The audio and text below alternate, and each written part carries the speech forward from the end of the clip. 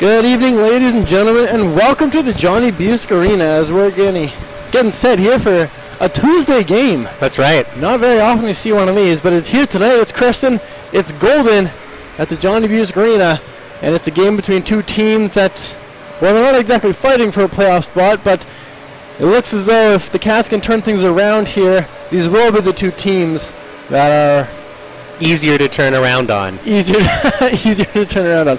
Golden, I think, surprising everybody this year. You weren't in Creston last year, Jensen, but a rough season for the Golden Rockets. I'm not sure where they finished with off the top of my head, but I think they had 3 wins by January. It was tough, and so what you're saying is it could be worse here in Creston. It could be worse here in Creston, but the surprising thing is, the great thing is, they're coming out of the gate this season, and they're beating the top teams. They're beating teams that, well, perhaps took them, tried to take advantage of them this year, thinking they'd be just as going through a rough patch. Start your backup goalie instead. Exactly. Maybe switch up some line combinations. But what they've done this year is, I think, one of the top stories in the KI. I mean, yes, Kelowna's hasn't lost in regulation. Brody Dale on pace for like 120 points.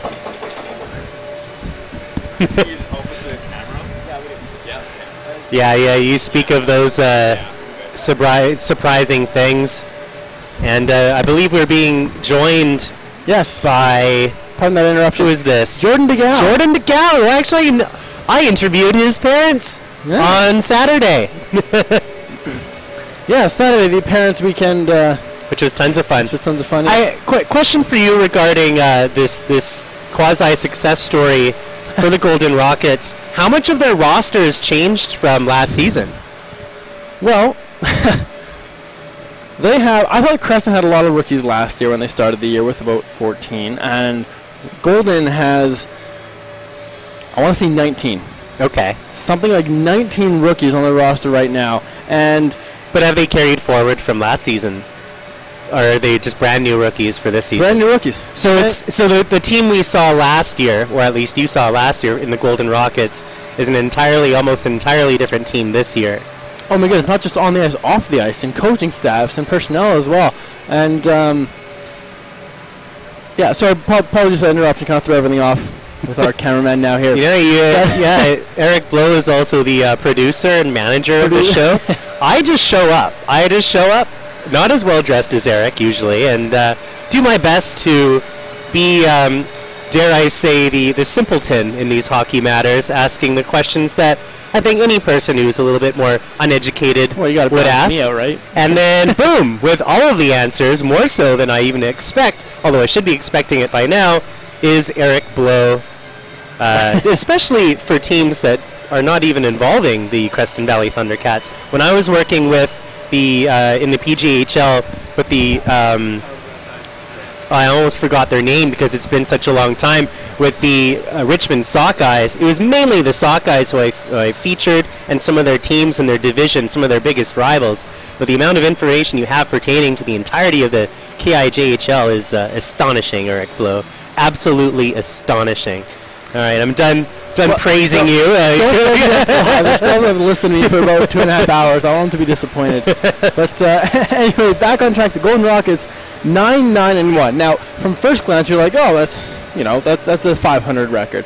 But based on what they've done with the players that they have, not just implementing rookies, but creating a culture, a brand new culture change in Golden, has been fantastic. Their points leader tied with Creston's points leader. It's Dominic Turner.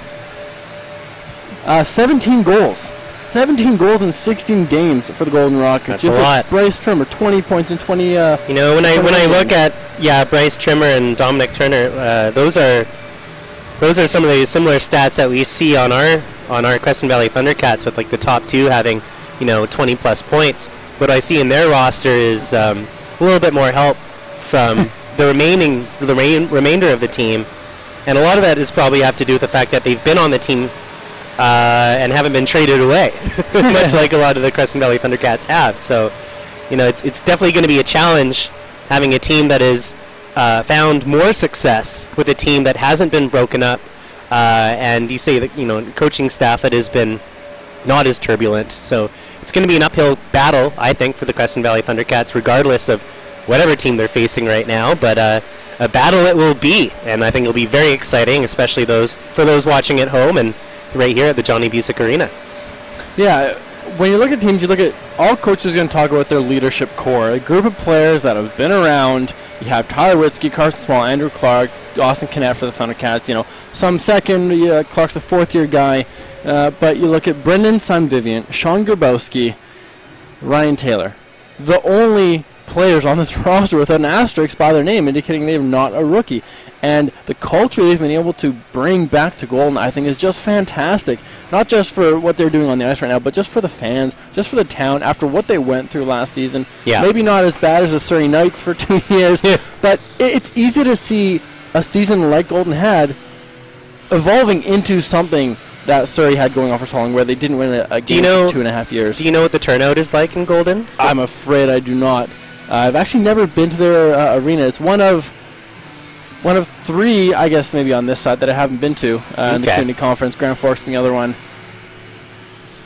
Maybe just two. Anyway, I do not know the turnout that they have, but it's always they've been a franchise in the KI that's always struggled and had, some success, and then it's fourth, it's third. It's some success, it's fifth, fourth, third. Mm-hmm. Whereas Kimberly, Fernie always on the top. Columbia Valley's in the mix. Crescent's kind of in the middle of the pack there. And I think this can be a statement year for the Golden Rockets, saying, hey, look what we've built.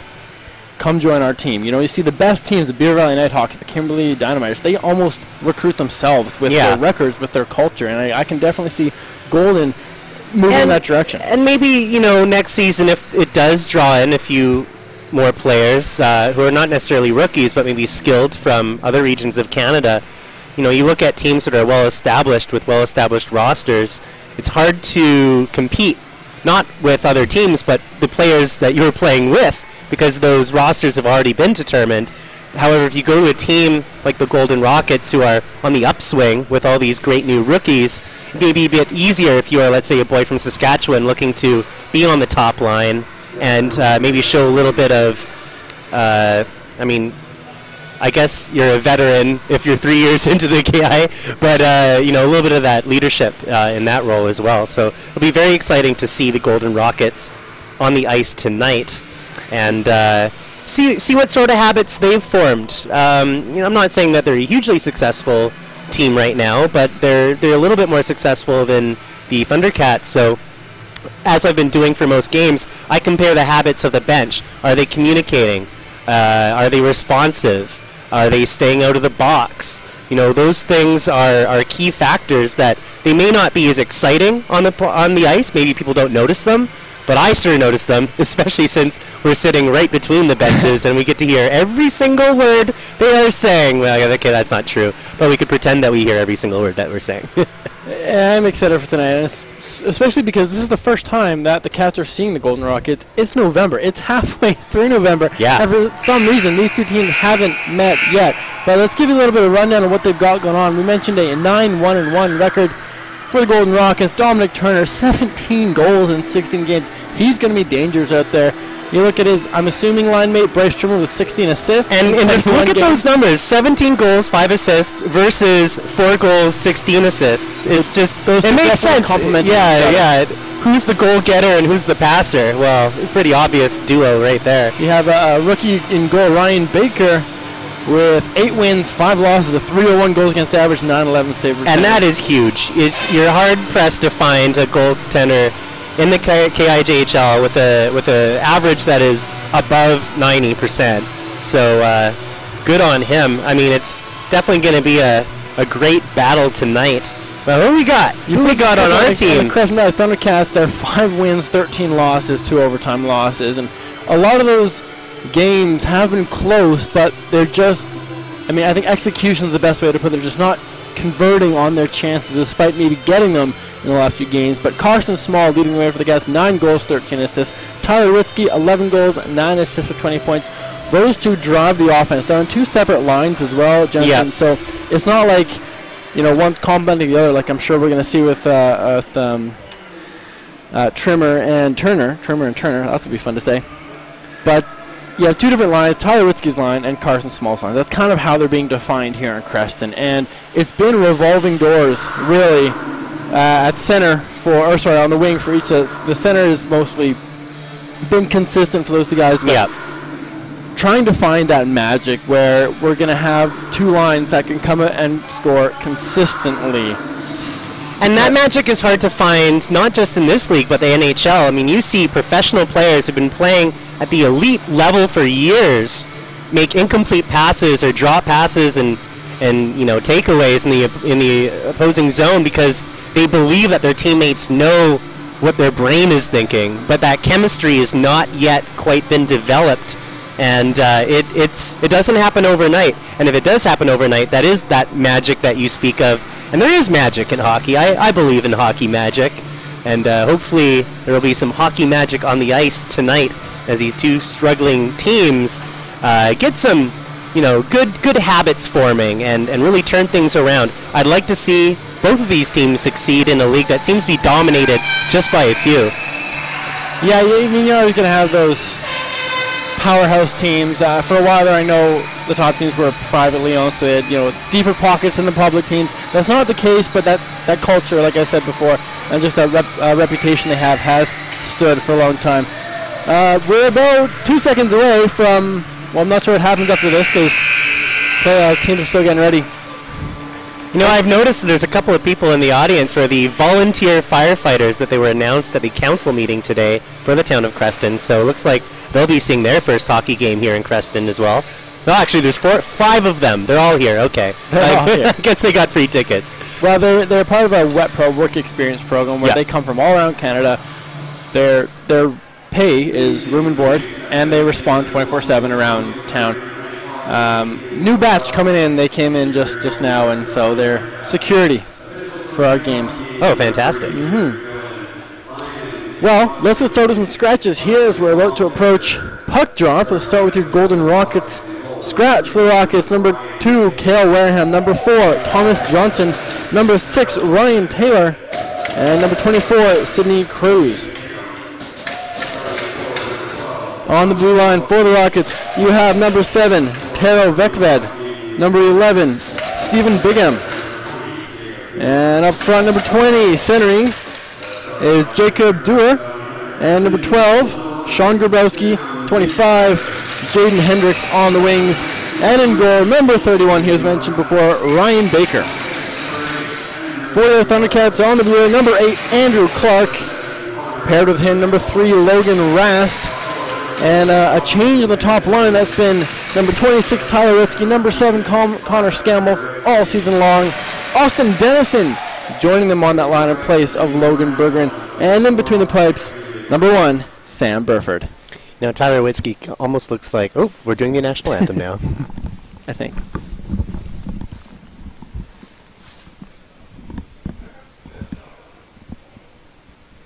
We have gone silent for no reason.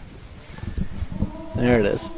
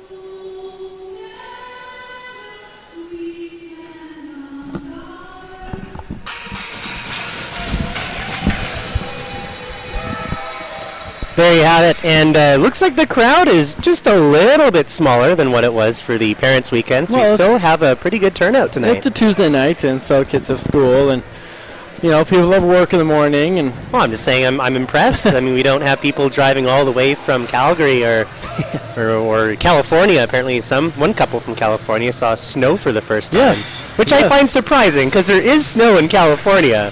Like, they have a lot of great mountains to ride in. But we're not talking about snowboarding. No, it is hockey night in Creston. Creston, and two other places in Beaver Valley, and I forget the other place. But yeah, the Cats actually have 3 import players, 3 players from the United States, which I think is, you don't see that very often. We have Andrew Clark, number 8 from Spokane, Austin Dennison from Missoula, Montana, and Logan Bergeron from Cypress, California. Well, considering my phone thinks I'm in the United States half the time, then I think it's fair that we have a few players from there. Speaking of States connections, Clark to Dennison tips that one in. And the Rockets get it back. Some vibrant red on the ice right now. Yeah, the Golden Rockets jerseys look like they're very American. They got the red, white, and blue stars, although we're the ones closer to the border. Grabowski gets center ice, can't put that one ahead. It's slung across to Dennison. Here's a long shot. That's off the boards. Scammell trying to reach the rebound on that side of the net. He can't pick it up.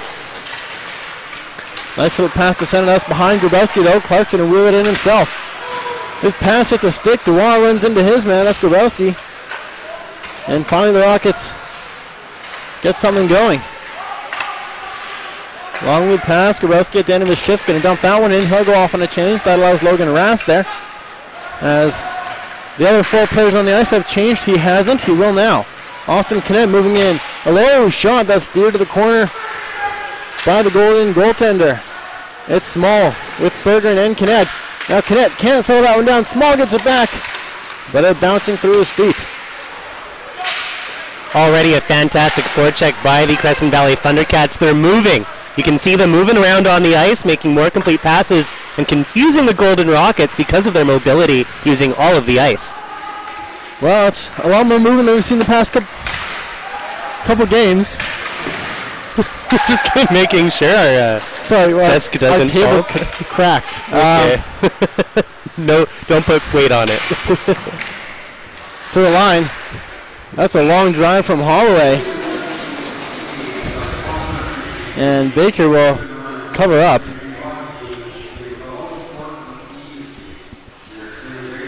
I'm legit worried about our table now. Everything we have is resting on this bench. Yeah, if there's a sudden thud and the broadcast stops, that's because our table has ceased to exist. Swing and miss off that wing. And it's tucked forward. Could be a 2-on-1, but running back is Turner. Skating back, rather, is Turner as he moves in to take his man away and out of the play. To the line. That long shot found by a blocker of Burford.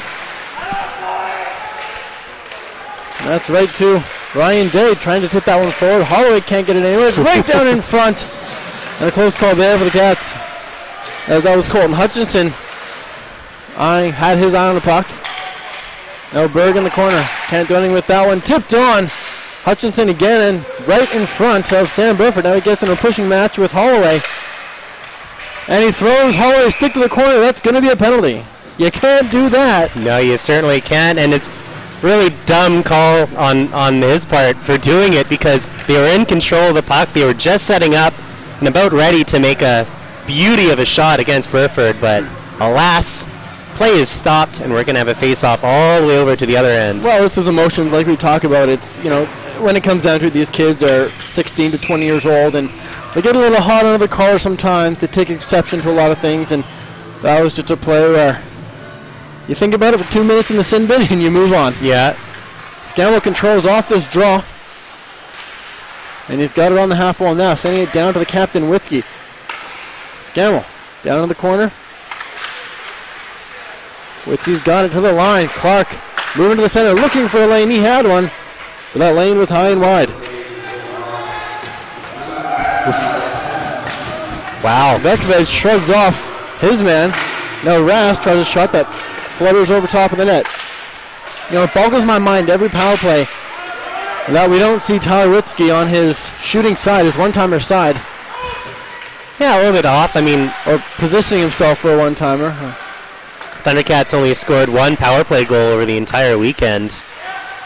That was a power play goal, correct? That was. Yeah, it was. Ryan Day. who's not on the ice yet. Scammell over to Clark. Now he's in the corner. Tries to spin it in front for Witzke. Couldn't get a stick on that one. Minute gone in the man advantage. Scammell's got that into his skates. It's going to be given away. That's Grabowski looking to add to the Cats' woes. They've given up a league worst 10 shorthanded goals this season. Almost made it 11. Close call for 11 there. Creston able to stay on side. Scammell with some nice moves. That one can't be controlled, and Small's going to have to hustle back out to his own zone.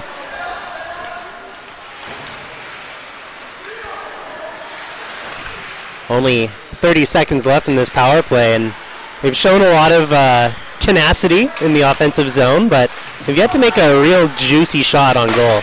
Small's going to try and change that. He tries to center, but it's blocked by the paddle of Baker, and it drops in behind the net. Golden Rockets can get there first, and firing it right into his own bench was number 17, Brett Benson.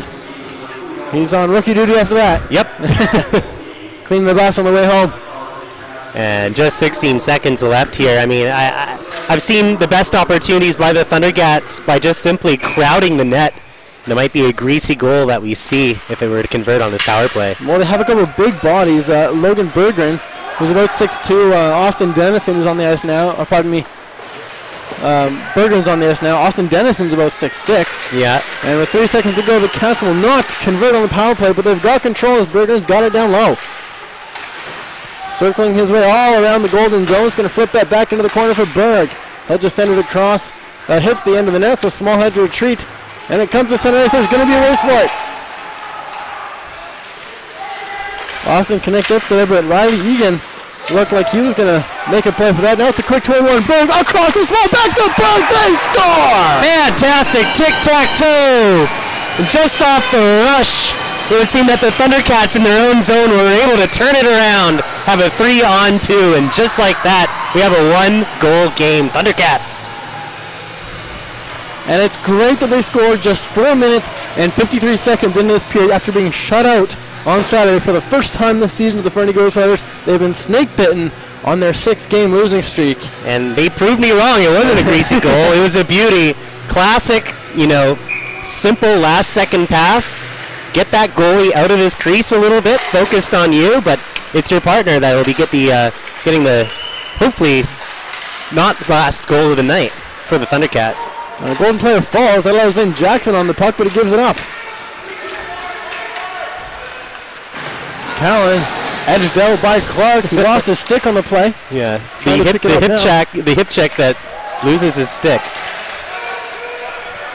Jackson goes for the hit. That puck ends up back in the Rocket zone. Flipped up for Day. McCauley's got it now. McCauley sends that around. Ryan Day missed his pass. Callan hits him. He's significantly larger than Day. Significantly. Johnson flips that one high into the corner. It drops for Malcolm Turner. He'll ring that one around. Berg's got it. Nice touch pass up there to Gabe Scigliano. Scigliano crunched along the side boards, but he gets that puck in deep. Berg following up. In turn gives that one up to Dewar. Day is going to get there first. Ryan Day tries a shot. That shotted wide and poked in by Holloway. The Cats controlling play in the first 6 minutes of this game. Certainly are. You just got to be careful, though, because a couple of their rushes have turned into opposing rushes from the Golden Rockets. Well, they definitely play a kind of a run-and-gun offense style, Creston does. Hence a 10 short-handed goals against. All their players in deep. They've got the green light to pinch whenever possible, and it can come back to bite you. That long shot by Dewar. Fended off by Burford. He's got that puck back. A bouncing one. Gets control now in the top circle. His shot couldn't make it through. Ferland gives it up, and Burford will cover up.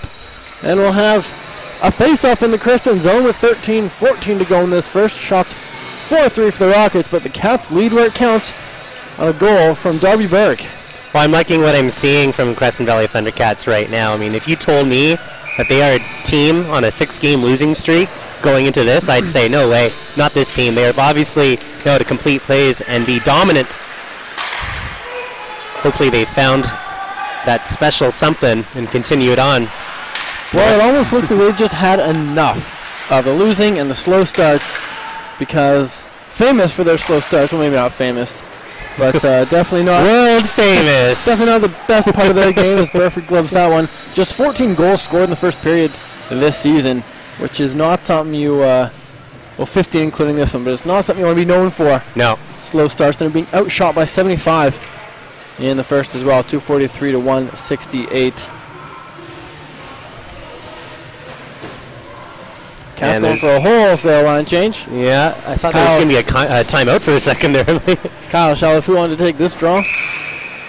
But linesman not liking the way the wingers are playing together. No. Our partner winger and defenseman, that's Rast, and Egan a little too eager.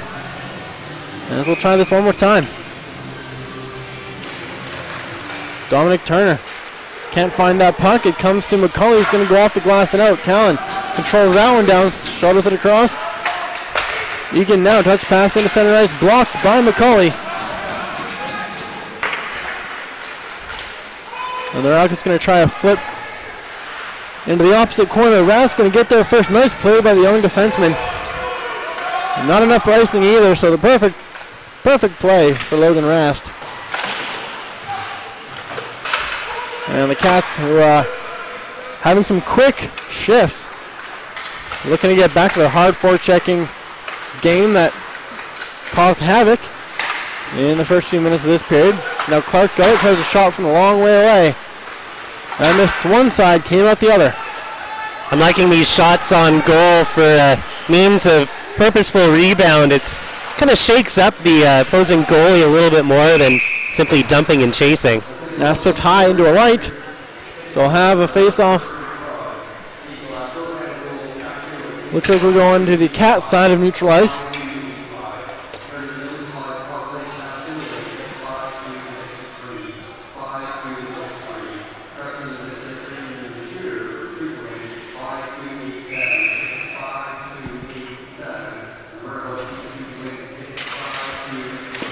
On this draw, taken by Fairfield. He throws that one in front. Scigliano's there to take it away, but the Rockets, with some pressure in the Cats zone, momentarily behind their net. And they get it back. It's Vekved in the corner being bodied by a couple of hundred Cats. Holloway's there, as is Scigliano. Now it's Furland. He outlifts today. He takes it off the skate, but the puck just comes out of the line.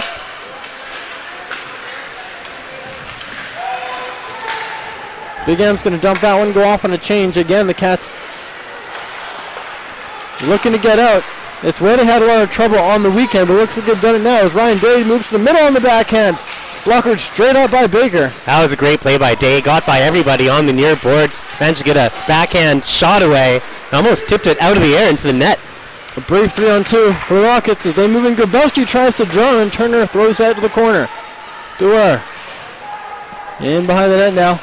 Bigham can't come up with it. Then it hits Witzke in the skate. Now it's up to Day, throwing that one to center ice.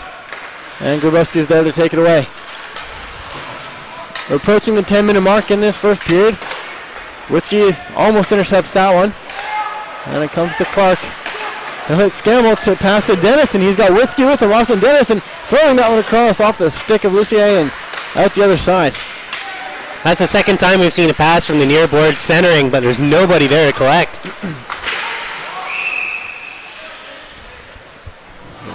And that puck up into the golden bench. We'll have a face-off in the neutral zone. The line of Knet, Small, and Berggren. So Berggren and Dennison switching places in this game on the right wings of the Cats' top two lines. Did not take long. Berggren now, he's got it. Big body. Power move around everybody. Still with it in that corner. Drops down to Knet. Tips that one forward for Small. But it's into a throng of three Golden Rockets players. Small gets it back, sends it to the line. Turner with a long shot.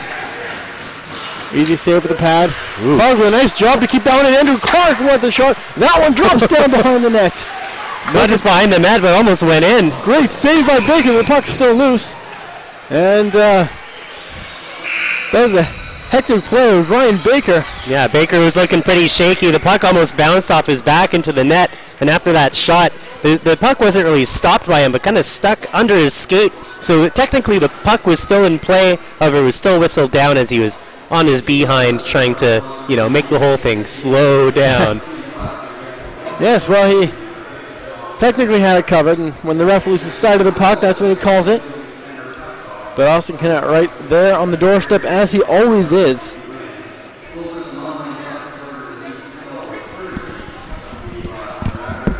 We got our TV timeout right now, and just so you know, there's, like we said, the security of the game is brought to you by the volunteer firefighters for doing their work internship, so to speak. So they're hard at work serving our community in more ways than one. Big props to them. Yes, big props to them. Yeah. Cats are done with their timeout. The Rockets not so much. Head coach Jeremy Bloomis. The Rockets jersey reminds me more of like a bottle rocket than a golden rocket. But of course, Golden is the name of the town. I for some reason envisioned like a Golden Knight style golden rocket jersey, but they've always been red. As Bergeron tries to backhand, that's straight to the crease. The Rockets always been red, as far as I can remember anyway. Holloway can't keep that one in. It's going to be a 3-and-1, but no, just out of reach. And Rast able to stop that in its tracks. They've got it again, swiping that one through the corner, through the crease.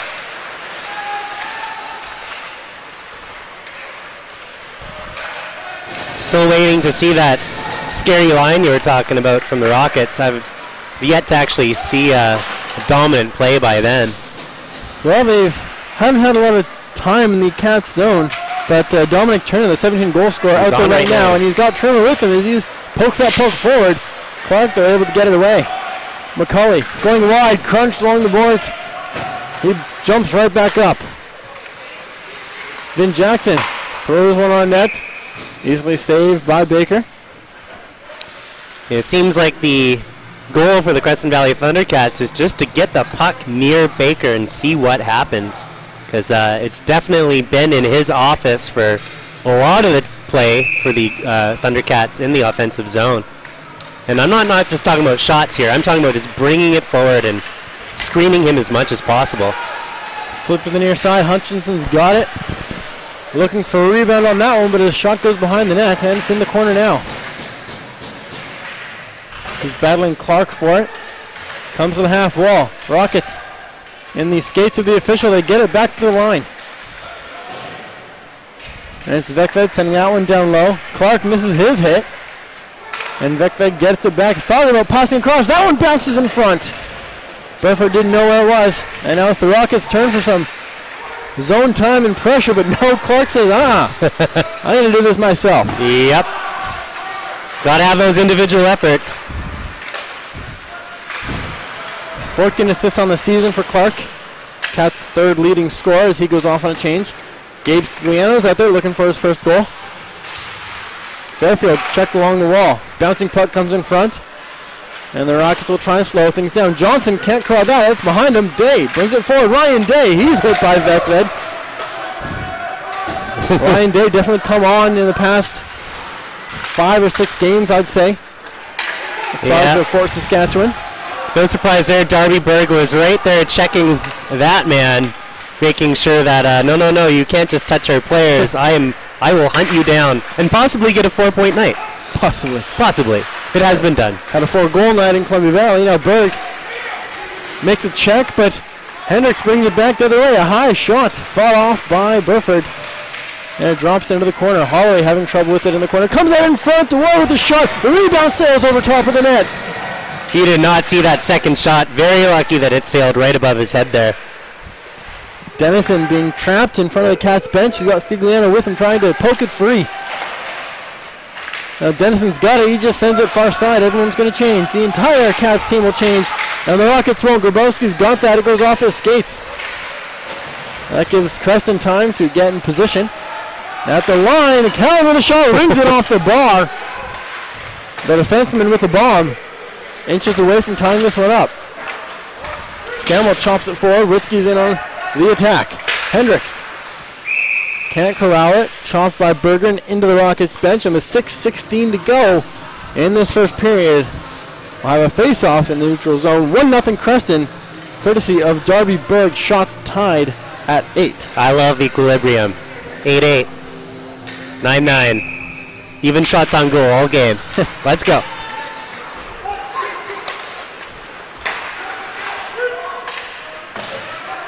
Baker out to play. To the line, Rast able to keep it in. Berggren switches with Knet. He's got it in the corner. Left that puck behind, but long reach. He's going to get it back. That happens when you're 6'4".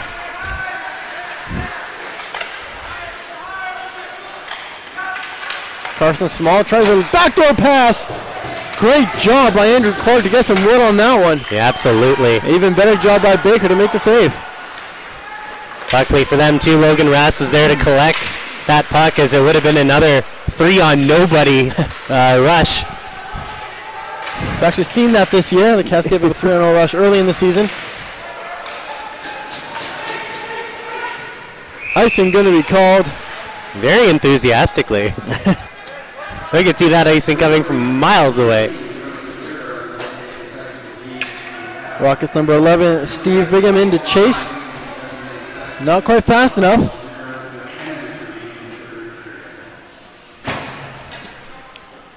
Oh, we did have a TV timeout, didn't we? Yes, we did. Oh my gosh, time just flies. Only 2 other games in the KIJHL tonight. It's Spokane at Beaver Valley, and fun fact, Spokane can actually jump Beaver Valley in the standings with a win tonight. Wow. For second place behind the Nelson Leafs. And then Kelowna looks to continue their winning ways in 100 Mile House. Kelowna's just been dominant, not just in this league, but other leagues as well, it seems. Yeah, the Rockets have been dominant for a long time. The Warriors won a championship a couple years ago, I believe. I mean, you got a larger pool of players coming from that town, but they've definitely built a good culture there.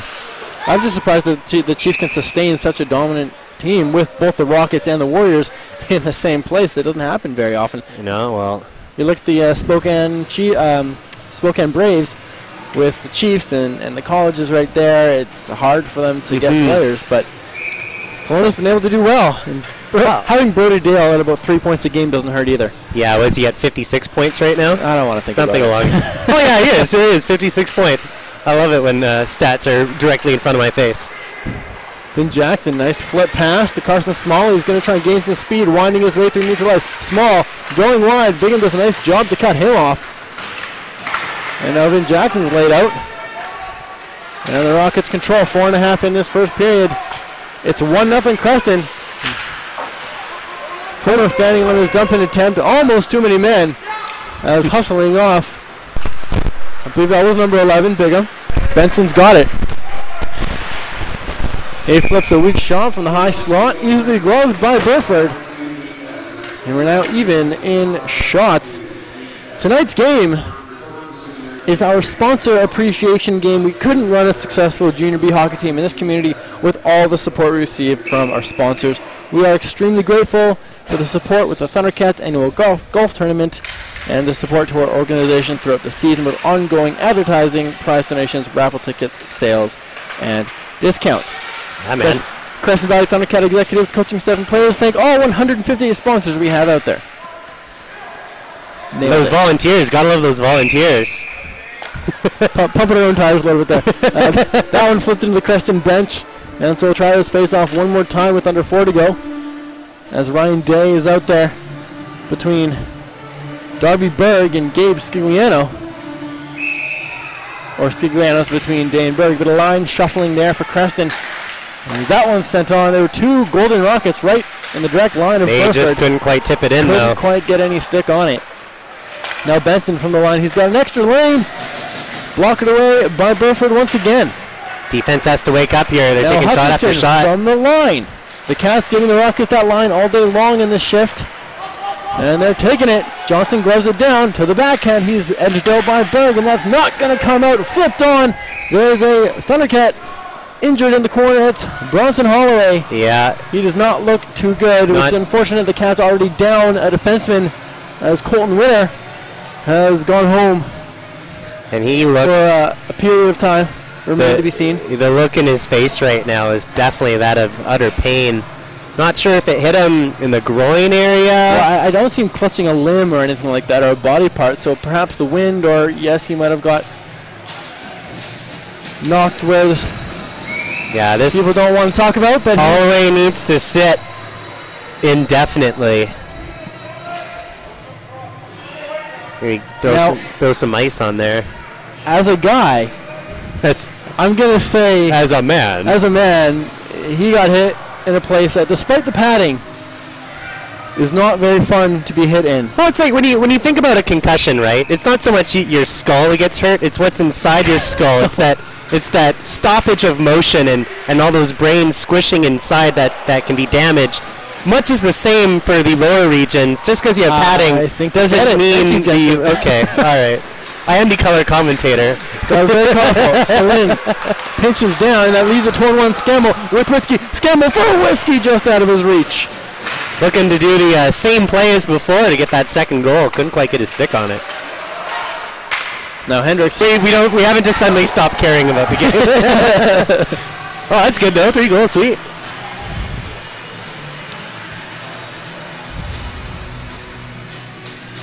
Oh, it says it's streaming now.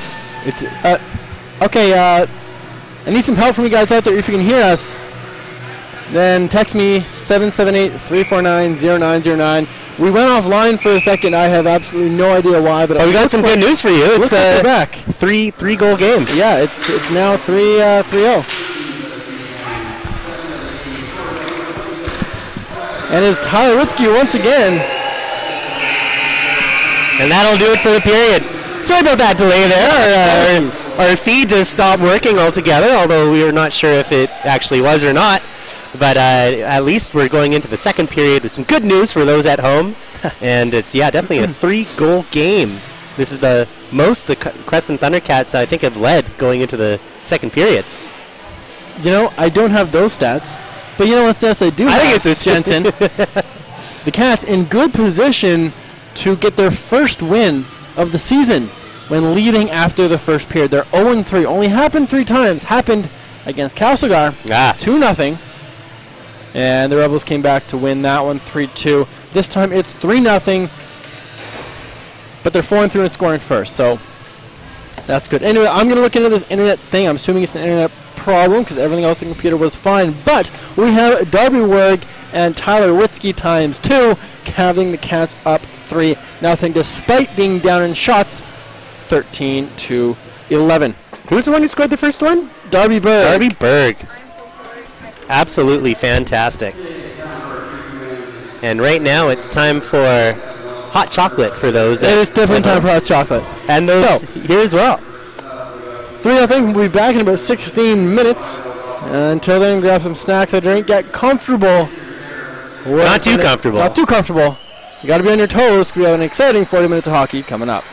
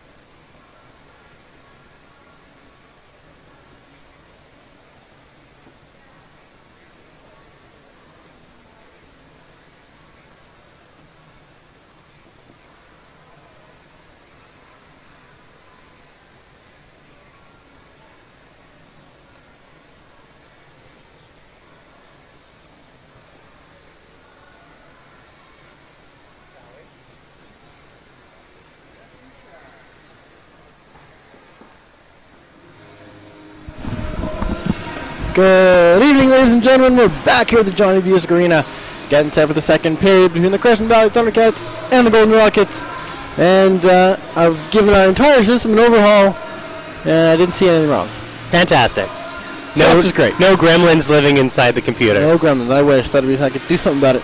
If it happens again, you can get a hold of me personally on my cell phone, 778-349-0909. Text. Please don't call, so I'll have to go off the broadcast, and that's just going to create problems. Or get me on Twitter at CV_Thundercats. At CV_Thundercats. Let me know, A, if it's working, B, if it goes offline again, or if I'm saying your kid's name. Or if you just don't like us. If you just want to chat, let me know. What's going on? It's cold and lonely up here in the Perch Center Ice. What are you talking about? I'm here. Surrounded by players. Scoring summary with 1:08 to go. We had Darby Berg at the 15-minute mark of this first period, getting the Cats on the board, his 7th of the year. 8th of the year from Kinnett. And then with 2:36 to go, it was Tyler Witzke snapping his 3-game pointless drought from Connor Scanwell and Andrew Clark. And with 10 seconds to go, Tyler Witzke again from Carson Small and Logan Rass. None of those were power play goals, all even strength. Still great. Still great. I would still like to see a power play goal, though. Get that confidence back. I'd like to see 3. But you know what? I want to see 40. What we're seeing so far in this game has been a vast improvement from the weekend. Definitely more puck movement, better communication. Even though I'm not necessarily hearing it, it seems like the players are shooting or passing the puck as to where players will be rather than where they were. And what I'm really enjoying most of all is the amazing forecheck that they put on, where not only are they bringing pucks towards the net, they're creating a commotion, they're creating confusion, and creating shooting lanes, which have ultimately led to this 3-goal lead. Yeah, it's an energy that I haven't seen, obviously on the 6-game losing streak, but much at all this season. They're playing like they're buying into Nick Redding's system completely, and that's the mark of a good team. Out of town scoring something very quickly, 1-1, Kelowna and Hunter Milehouse, and no update otherwise. Tyler Witzke with a shot. The Golden Rockets aren't going to give him very many opportunities as he's got 2 goals already. Definitely going to get a line out there to stop him. That just means more room for everybody else. The Rockets going to fire that one right at the bench. Why go off the glass when you can go off the opposing coach's head, right? We have the marks in our booth here to show that pucks do sometimes make it all the way here. None is at the camera or the cameraman yet, but first time for everything, right, Jordan? I think our first game you got lightly kissed by the puck. Lightly kissed, yes. Well, my first game, many years ago. Oh, okay. Oh, many years ago. Yes.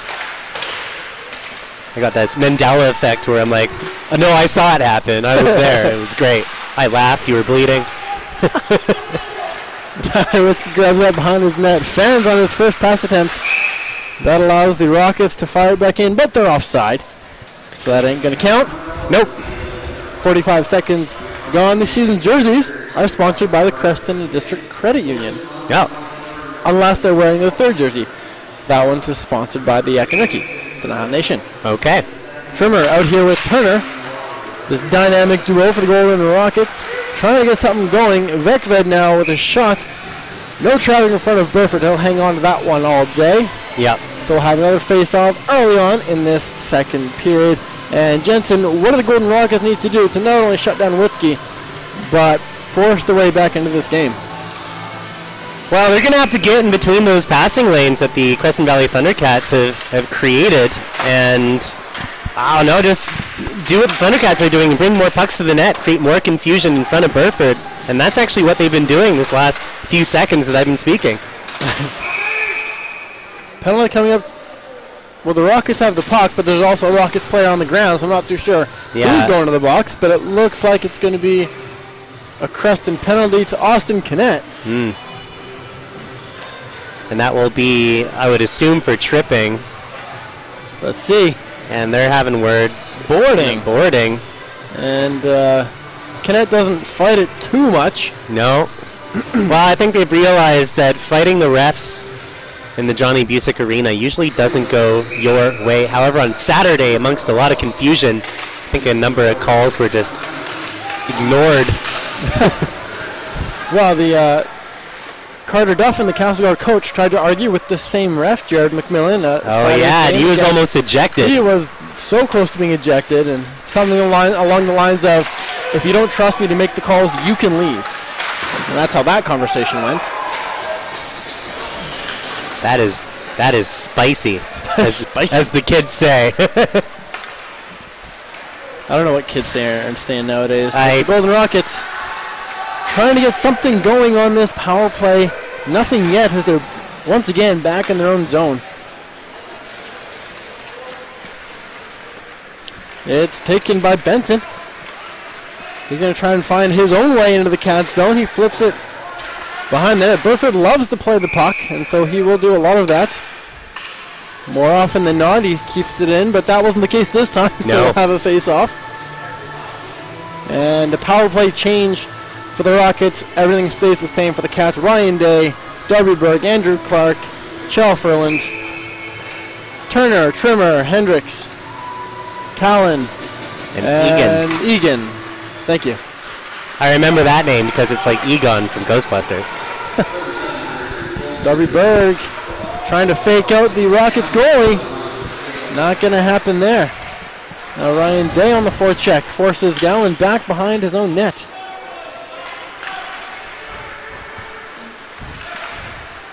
He'll flip that one to the side for Turner. He's bumped by Day, and Berg gets it, going to fire the length of the ice. Not too much going on in terms of zone time for the Rockets. Not at all. I mean, I almost forgot that they even had a power play, to be honest. Almost. Except the four blue sweaters kind of threw you off there. Wow. Allen moving into the corner, trying to find a guy's backdoor pass, and jumps over the stick of Trimmer. Yeah, his stick was nowhere near that puck, but Burford was enough out of his crease that it would have been a beauty of a shot and possibly a beauty of a goal. Alas, it would not happen. 3 seconds left, so as Konechka's ready to come out of the box, the Rockets are going to go 0 for 2 with the man advantage, but Trimmer's got it now as he goes wide. Trimmer moving it on Rast. Rast takes him out of the play, leaves the puck there for Hendricks. Konechka there to help out, and Furland's going to have it in that far corner. Logan Berggren can't corral that at center ice, so it's going to be chipped back into the Creston zone. And it'll be icing called. And it's going all the way over down to the Rockets' end. All the way back. We played 3.5 in this second period. Rockets already have a power play to speak of, but still no goals. Dennison is taking the faceoff. Dennison over Witzke on the faceoff. Maybe a play. Yes, it's that winner forward, find your winger backdoor play that so many teams love. It didn't work there. And the Rockets attempting to force their way again back into the Cat zone, but they're going to fire that one up and out of play. Now it looks like we got Turner pitched against Turner here. And play will be brought just to the dot near the near boards. Taking a little bit longer than normal, and Ferraro will be taking the face-off against the team captain, Tyler Witzke. Ferraro wins it. That takes an active bounce off the back wall.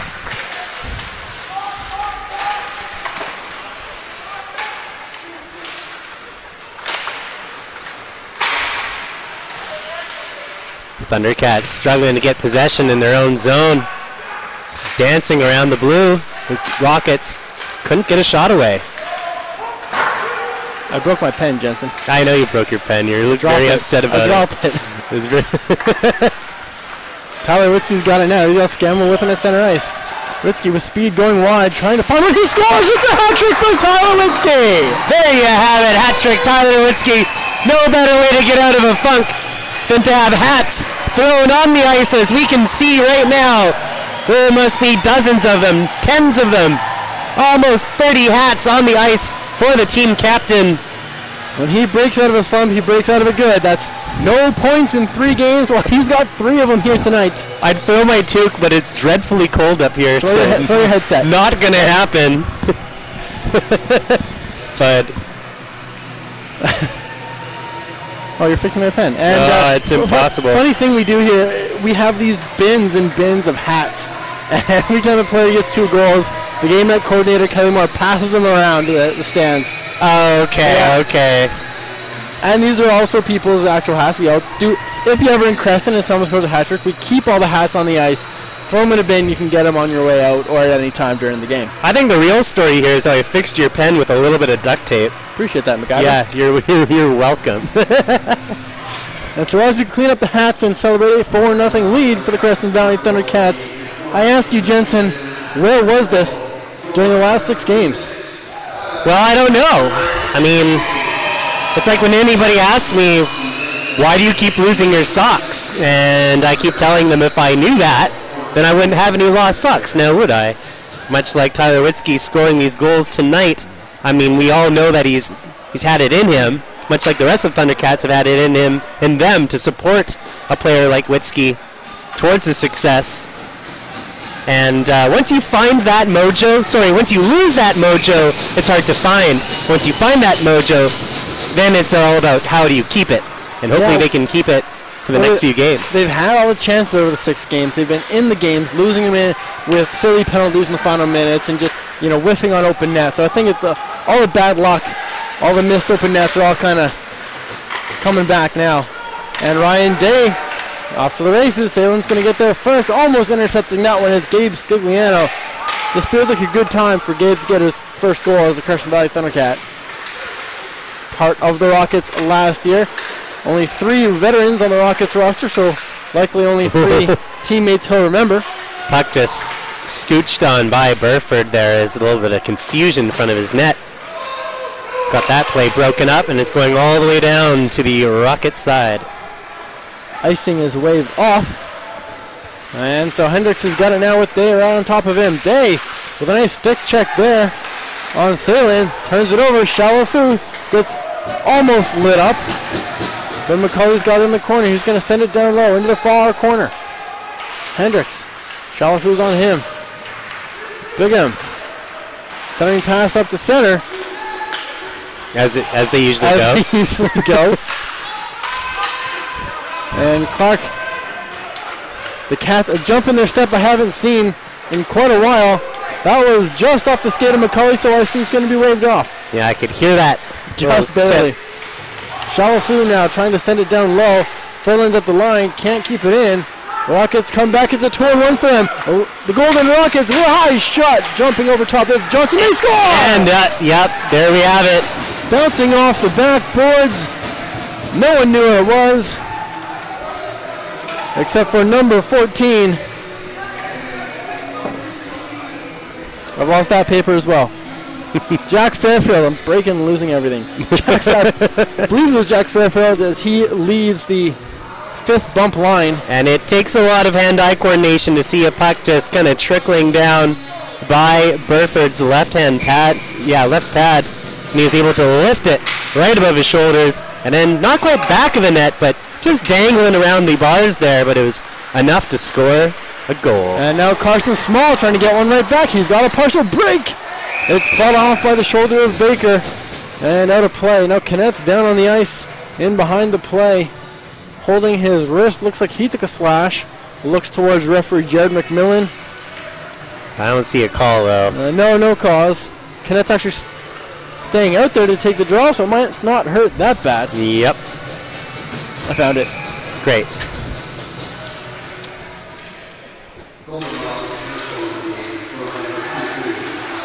Berggren back to the line. Turner's got it. He loads up for a shot. He scores! Malcolm Turner! Just like that, Crescent Valley Thundercats have a 4-goal lead.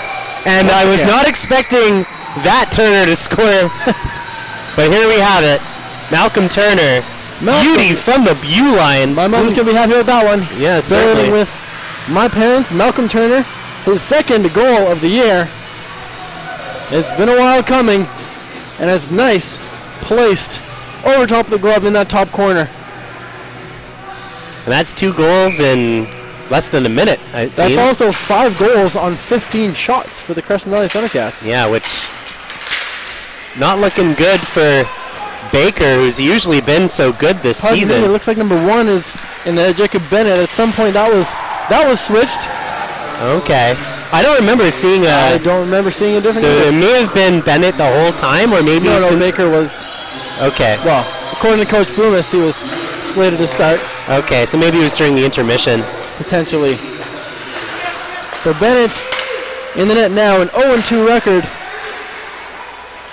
That goal there by Turner not helping his save percentage or his goals against average this season, as Turner has that go through his legs. And Logan Rouse, luckily, going to get there first for the Cats. As his shoulder in front, Burford tips it in front of the crease, and it's sent just wide. And now a penalty coming up to someone. That was a great play by Pashniak. I think we're getting 2. One for a rough, one for interference. Okay. Yeah, Pashniak blocked that shot and was able to gain control of the puck and go through the legs of Turner to get that it's shot. Just one penalty on that play. And interference going against the Cats. Didn't quite see who was in net. Is that Dennison? Dennison is there, and so he pointed to Dennison with a fist at about a 45-degree angle, which is usually the sign for a rough. But hey, yeah, it's Dennison for interference at 12:50 of this second period of the Cats having a 4-goal lead once again.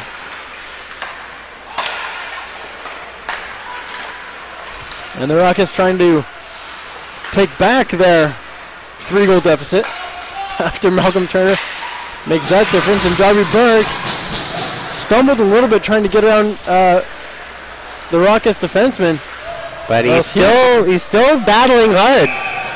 And now a penalty coming up to Vekved for interference as Darby Berg trying to get there, and he gives him a little chat as they skate to the benches. So and it looks like finish writing all this stuff down. Looks like Vekved had his stick in the arms of linesman. I don't know his name. The linesman. The linesman. And a little bit of a tug too, so I'm not sure if that was supposed to be a message of, yeah, I get it, I'm going to the box, or what. But now it looks like we're going to have some 4-on-4 action for a even Steven 30 seconds, and the shots are 15-15. Oh, there's so much perfect equilibrium on the clock. It's blowing my mind. Small was lambasted in front of his own bench. Clark intercepts that passing, he gives in Small. Small trying to center it. Berggren misfired on that one as it was tipped. Once again, that's Small not taking the shot, even though I think he had a pretty good opportunity. Charles Ferlin leaves it there for Small. His pass can't get through that forechecker. That's Egan. And now it's Ferlin feeding Clark up at center. Andrew Clark moving in. He stops up trying to find a pass, but Bigham takes him right to the boards, and it's back 2-on-2 the other way. Turner tries a shot that's blocked by the shin pads of Small. He pokes away from him. Callan at the line. There's a lot of room for Callan as he loads up. And he missed on that far side. 34 seconds left in the Austin Dennison penalty, and the Cats will have a 30-second power play. And it looks like Cats are on the rush now, 3-on-2. Berggren dropping for Clark. Trying to go back down low for Berggren, and now he's got it behind the net. The big body of Logan Berggren. Rast is all by himself, or at least he was for a moment there. Nice turn by Berggren. He leaves it to Small. Now Rast at the line. He shoots. That tips off a stick in front. 6 seconds left, and Austin Dennison's minor penalty. Berggren taking the body there. That leads in Clark. He shoots. And it's stopped just barely by Bennett. Witzke looking to get his 4th on the night. Bit of a small rebound there before Bennett could get his hand on it. Can you imagine? I mean, what do you do for 4 goals? W. Berg's done it. Yeah. Did it in the Cats' 5-1 win over Columbia Valley earlier this season. Connor Scammell has the Cats now officially on a power play, and the Rockets drop to 0 for 3 on the night. Tyler Witzke down low for Dennison. Witzke going right to the front of the net as Dennison and him switch places. Bouncing puck over top of Scammell's stick. And he gets right back with 7 seconds left. Scammell throws that pass right into Hugauer's Dura. And now Turner's just going to fire that one around the boards. Power play over. Cats over 2. Turned over by Witzke. Tries to center. Blocked by Dura, and he comes back with speed. Malcolm Turner backing up with Scammell with a nice back check. Feeds his captain, who throws it across to Dennison. Back in front for Witzke. Dennison gets it back, and he can't get a shot off. Turner pinches down. But the Rockets get past him. It's Hendricks. Being taken into the corner nicely by Rast. Now it's Salin at the line. First shot. There's people in front. Burford's down. It's in the crease, and now it's in the corner. Burford got a piece of that a few times, but luckily for him, it did not squeeze on past him. Bigham blocked by Dennison. There's a race for Austin Dennison. In alone. He scores! Dennison, like an albatross, rolling through the wind, got to control that puck. Nothing crazy, nothing special, but he ended up beating Jacob Bennett. I think it was 5-hole, and there you have it. A 5-goal lead on a team with a 9-9-1 This is exactly what Creston needed to break out of that slump. Yeah, I agree completely. So I mean, it's that confidence that you think no matter what I do, I can't score. Well, we got 6 now, and there's still 29 minutes left to go in this game. Certainly. I'm sure for a lot of you at home who've been either watching the game online or were here for Parents Weekend, you must be very excited to see this sudden turnaround. You can always come to Creston to see them live. Callan with a shot from the far boards, and a TV timeout coming up as Burford covers that one up. Do you think any of the parents decided to stick around after Parents Weekend just to see another game? I mean, might as well. I don't think any did. I know it's a long weekend, so I know a couple stayed an extra day. But I mean, what's a Tuesday or two yet? What's a Tuesday? Not entirely sure. I don't see them in the crowd. I don't see any jerseys. Well, any parents with jerseys. Let's get those updated assists for you guys. Where are we here? Witzke's third of the night, assisted. Well, there's a mistake in the software. Okay. It says Witzke assisted by Jack McCardle and Malcolm Turner. And Jack McCardle was last year's number 20. So I'm going to go ahead and say that's Austin Dennison. Yeah, that would make more sense. And Malcolm Turner giving him 2 points on the night. I'll have to notify the scorekeeper about that one. There's Alex Johnson from Jack Fairfield and Colton Hutchinson. That gives Fairfield 2 points on the night. And then Malcolm Turner from Connect and Small. And they don't have Dennison's updated yet.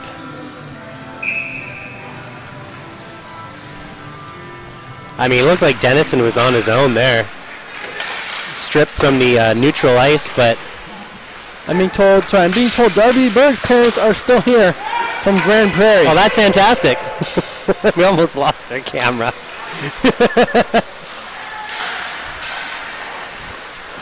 Oh, it must be great to be the parents of Darby Berg and see him get his first goal in a little while, right here on the ice, in front of him. McCauley taking it to the boards hard. Tipped forward by Ferland. There's a couple of Rockets checking him. And now Chalafu's got it. He's going to go wide, away from the defenseman. Chalafu on the backhand, tipping that one into the Rockets zone and go off on the change. He was bumped by Callan, who now falls in the corner. And at center ice, it's Sondrian moving in. All 5 Thundercats back in the neutral or in the defensive zone before 2 Rockets can cross the blue line. That's a mark of a team playing together. Certainly. Scigliano in the fortune got his stick around and gets away with one there as he had his stick fully hooked around his defender. Shots are 17-17, which is great. I called it. Equilibrium all game long. Quick pass up to Pashniak. He sends that one across right through everybody. Berg and Day both think each other has it. Now the Rockets move in. Scigliano back to make a play. Fairfield on the wall, bodied by a couple of Cats. Rast and Day are both there. Now Scigliano going off the boards. Rast checked. And now he's got some space. Logan Rast up at center. He flips that one in. Seeing a lot of size on the Golden Rockets bench over here. Not a lot of energy at all. Oh, a lot of size. Played like big people size. No. Well, all right. Kind of size. Not like Gankum style size. Lucier can't chip that one forward. But finally, with all 4 Cats on that left side of the ice, Hutchinson moves in with room. His high shot looked like it was sailing high, but Burford takes no chances. Nope. And he'll glove that one down as Kinnett has some words with, I believe that was Hutchinson, who was tied up with momentarily. Yeah, it always fascinates me how easy it is to get your stick stuck in somebody else's body. But it seems to happen a lot on the ice. Sherman wins the draw back to Salem. He'll try a shot. I think that went off the mask of Ferland. Yeah, and that's why you wear helmets, boys. And Berggren can't pick that puck free. Logan Berggren started out on an absolute tear for the Thundercats after he came over from Campbell River.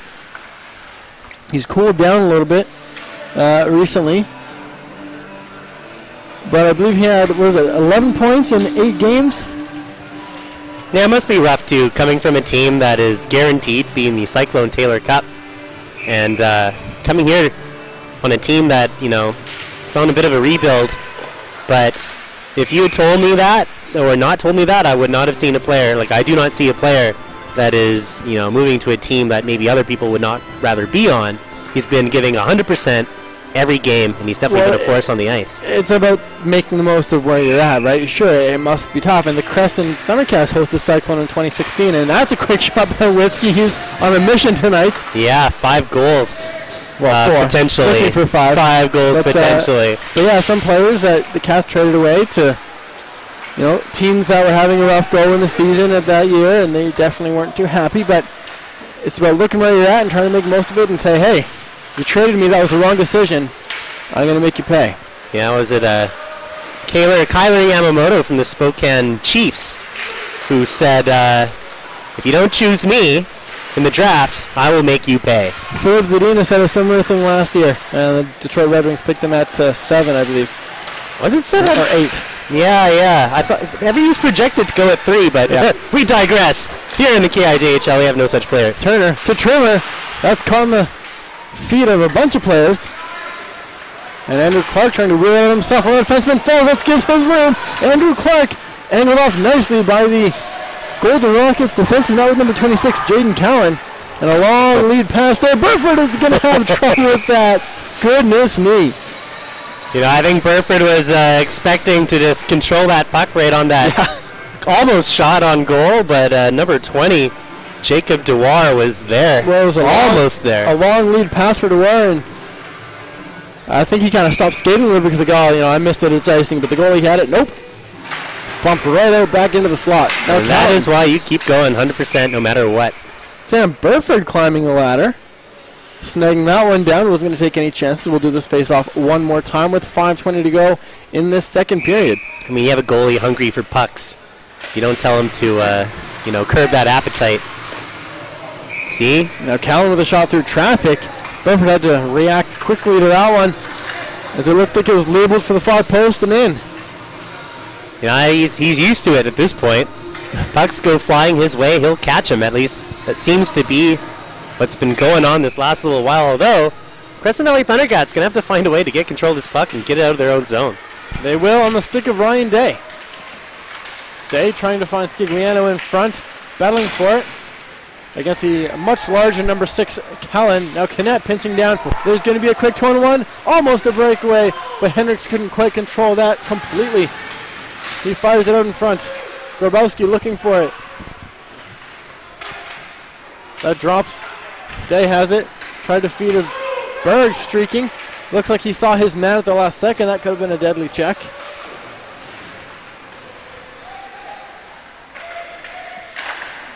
Intercepted by Raz. He's going to go off the official. Right to Dewar. Dewar sends it off, or pardon me. That was Vikved sends it off Dewar. And he takes a tumble into the boards. Looks like Vikved is pushing him down to the ice, trying to get a little bit of leverage there. Takes his man down, and Clark's got it. Been a little bit more of a feisty game in this second period as it comes to a close with 4 minutes left. I mean, the refs and linesmen seem to be getting in the way of the puck. Yeah, not in the best positions on some of these points. As Ferraro sends that one wide.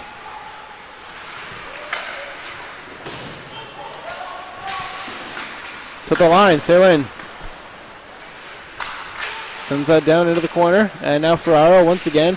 McCauley trying to jump over top of him. Ferraro's got it. Stick handling in a phone booth. That comes back to McCauley, who's going to backhand it off the boards and out to center ice. Lucier. Taken by Rast. Given up to San Vivian. Down to the corner. Back to San Vivian on the backhand. He can't put it in. That one takes a tip. And it'll be sent down for icing. Yeah, looks like it. And that shot, that rebound was looking real juicy, and there's absolutely no Golden Rocket there to collect, but Burford was well out of his crease. Nobody there to make this a 6-2 game. Shots are, well, they were 20-20, but now they're 20-21 for the Golden Rockets. Vin Jackson wins that off the draw. That one's tipped on, missed the net. But Burford never even saw it. Fairfield having trouble getting it back to the line. Bingham trying to throw his weight around that. Just kept in with a diving play. And this Cats makeshift fourth line being held in their own end. Chalafu, Small, and Vin Jackson. Jackson trying to dance his man. Small's got it back. He puts it on, and it's saved by Bennett. You know, and that's a little burst of speed and skill that we've seen before by Vin Jackson. I mean, he doesn't get a lot of ice time, but when he is on the ice, he tries to make something happen. Not the biggest guy, maybe not the most skilled player on the ice, but it's that drive and tenacity. If he sees two Golden Rockets in front of him, he'll try something to get it past him, and it worked that time. Just turned 16 a couple weeks ago as well. Yep, so it's basically almost a 15-year-old on the ice. It was for the first part of the season. He was playing well for his age. Yep. Again, you got to earn the trust of the coach, and when you're that age, I mean, you can be on the ice every single day for 2 hours and in the gym when you're not on the ice, but you can only be so big. You can only carve up so much, and your body just doesn't grow at that pace. At 15, I was a twig. Dennison knocked down, which doesn't happen very often. Speaking of, looks like you don't have to be small to be knocked down.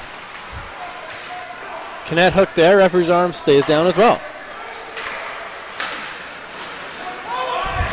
And now on it is Austin Canet in his own zone. That one's shoveled in behind Burford, and then to Dennison in the corner. He's hit hard.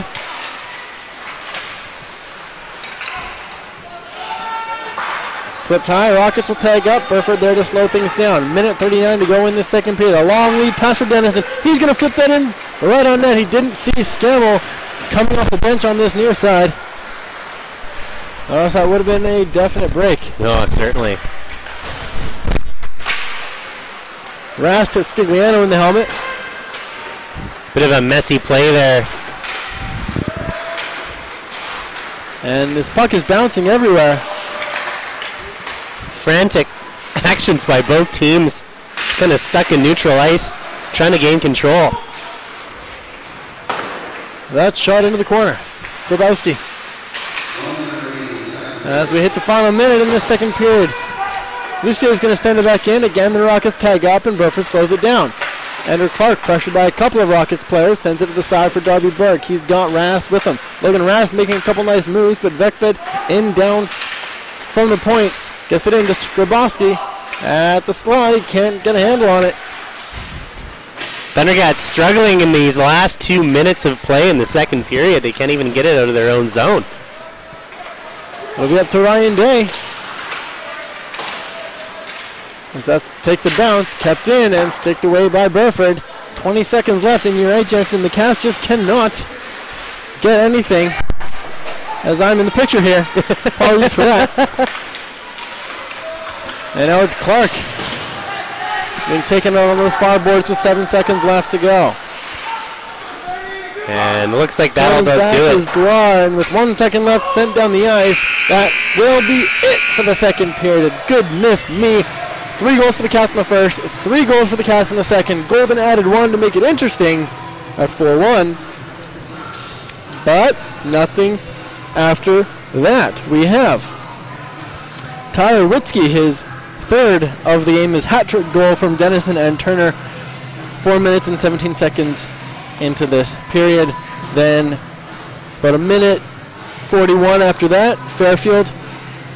Oh, pardon me. Yep. It was Fairfield.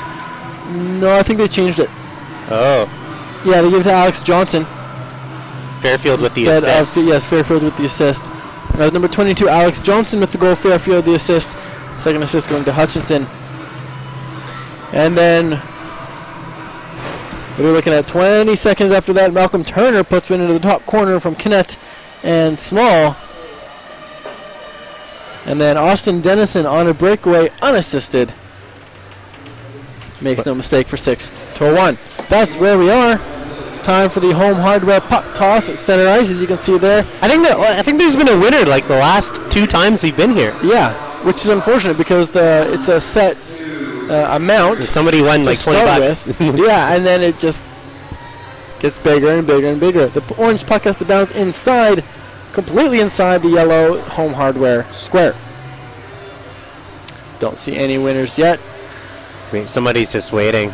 Oh, I still feel like with everyone focused on that middle square, you and I could just like toss it up there. We would crush it. Oh, one just rolled by. We could make tens and tens of dollars. We could tens and tens of dollars. Make sure that pot doesn't get past $10 because we win it every time. You know, I've actually been the worst at carnival games, and even worse was I convinced myself that I could get better at carnival games. I think it was an 8 or 9 year old kid, and I got $20 to spend at the back then they called it Klondike Days in Edmonton, and I thought I had so much money in my back pocket. I'm going to play so many games at the fair. It lasted me roughly 20 minutes as I just got schooled by these, grown men taking money from a child in a game that is impossible to win. Monsters. Those monsters. Naive young Jensen Shields. Anyway, 6-1 is the score with 15 minutes left to go in the intermission. Shots 22-21 in favor of the Golden Rockets. Not as OCD as you'd like it, Jensen, but hey, it's close. It's been close. It's been real close. I will take a 6-1 lead over an equal shot clock any day. Well, grab some snacks and a drink and get comfortable. We've got an exciting 20 minutes hockey coming up.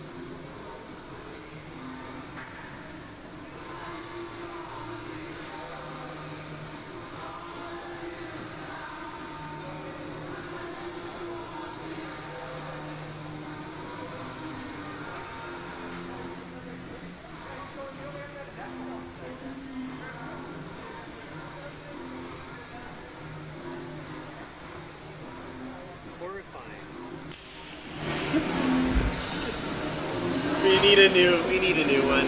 It's like bending over to the side.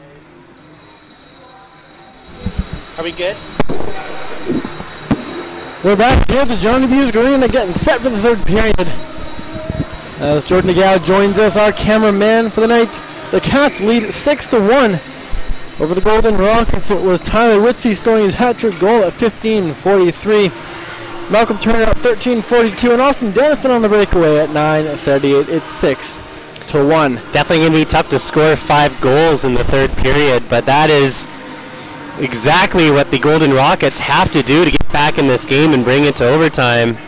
I've yet to see 5 goals scored in a single period in this building, but you never know. Not time to plan the parade just yet. It's good to have a team that is doing well and pulling themselves out of that funk, but the game is not over. We still have 20 minutes of play. The Thundercats have doubled the output of both the Kelowna Chiefs and 100 Mile House Wranglers. Kelowna 100 Mile House tied at 3. Spokane leading Beaver Valley 1-0. Again, Spokane can jump the Nighthawks into second place with a win here tonight. Can't help but cheer for 100 Mile House right now against the Chiefs. Giving them their first regulation loss, possibly. Here we go. Third period has started. Bennett in the goal for the Golden Rockets. Dennison throwing his weight around, had a goal in that second period and an assist as well on Whitsky's hat-trick goal. Johnson banking one off his team's bench, gets it right back, and he shovels that one across to his partner.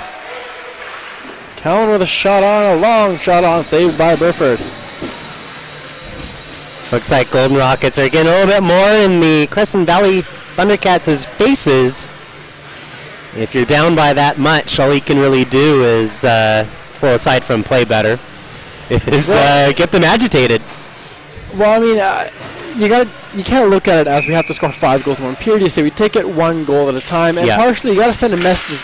These two teams meet again on Saturday in Golden, and a big hit there by Benson. Part of that message they'll be looking to send. You are entirely right on that point. Offside called as the Rockets are a step ahead of the play. That was a nifty little takeaway by Hendricks there. I believe it was Burford who tried to steal that or gain the zone, but couldn't quite get past him. Burford trying to gain the zone? I hope Burford's not leaving his net. Oh, geez, not Burford. That would be hilarious. Although it wouldn't be the first time. Berggren. It was a Burr name. Chalafu being shrugged off by number 7, Taro Vikved, as he just gave him an old cold shoulder. But the Rockets sending that one down for icing. And just under a minute has gone by in this period. A lot of stoppage of play as both teams seem to be pretty hungry to make sure the other team doesn't get anything going.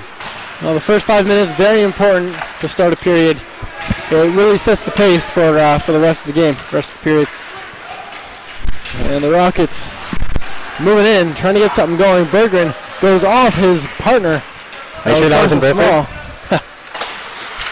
As Chalafu gives it up, it could be a 2-on-1 if they hurry. It looks like it will be, as the Rockets getting on the board, and it's shot wide.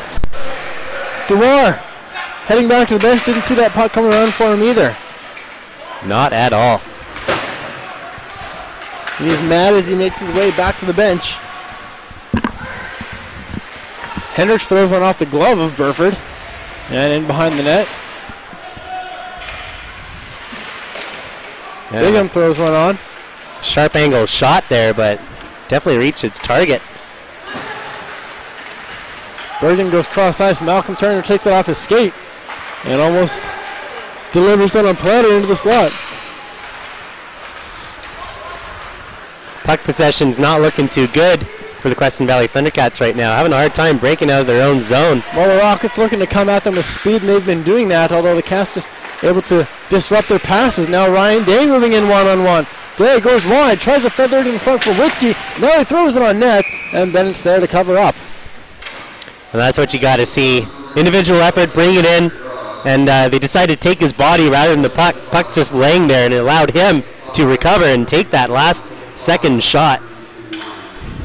Shots on goal are now 22-24 for the Golden Rockets.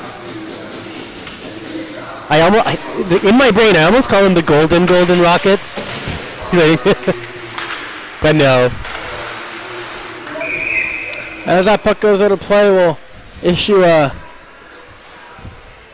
bit of information to Bronson Holloway's parents. Bronson, we were partially correct. He did get hit where guys don't like to get hit, but... The face?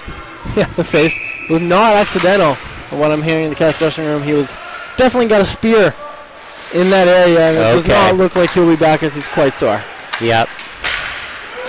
Long lead pass there for Ferraro. Burford out to play. He's going to bank that one. Benson got there first. Burford had to hustle, but the puck didn't reach the net. Now it's with Whiskey flying to the front of the net. His stick tied up, and no one can get to that puck. Sent back to the way for a 2-on-1. Clark has to hustle. As Ferraro going wide. Had no angle, but still managed to get that in front. Whiskey giving his man a little shove there, making sure there's no cherry picking in his office. Whiskey's got to be dead tired as he was flying up the ice to get in on a 2-on-1 and then flying back down the ice to help break up a 2-on-1. Well, you got to be a two-way player if you want to be a captain of a team.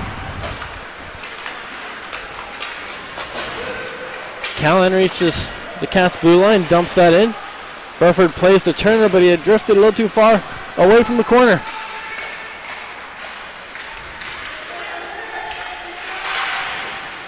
Jackson takes his man into the boards. And a bouncing puck comes out to Logan Rass, swept away from him. And taken back at center ice, Fairfield.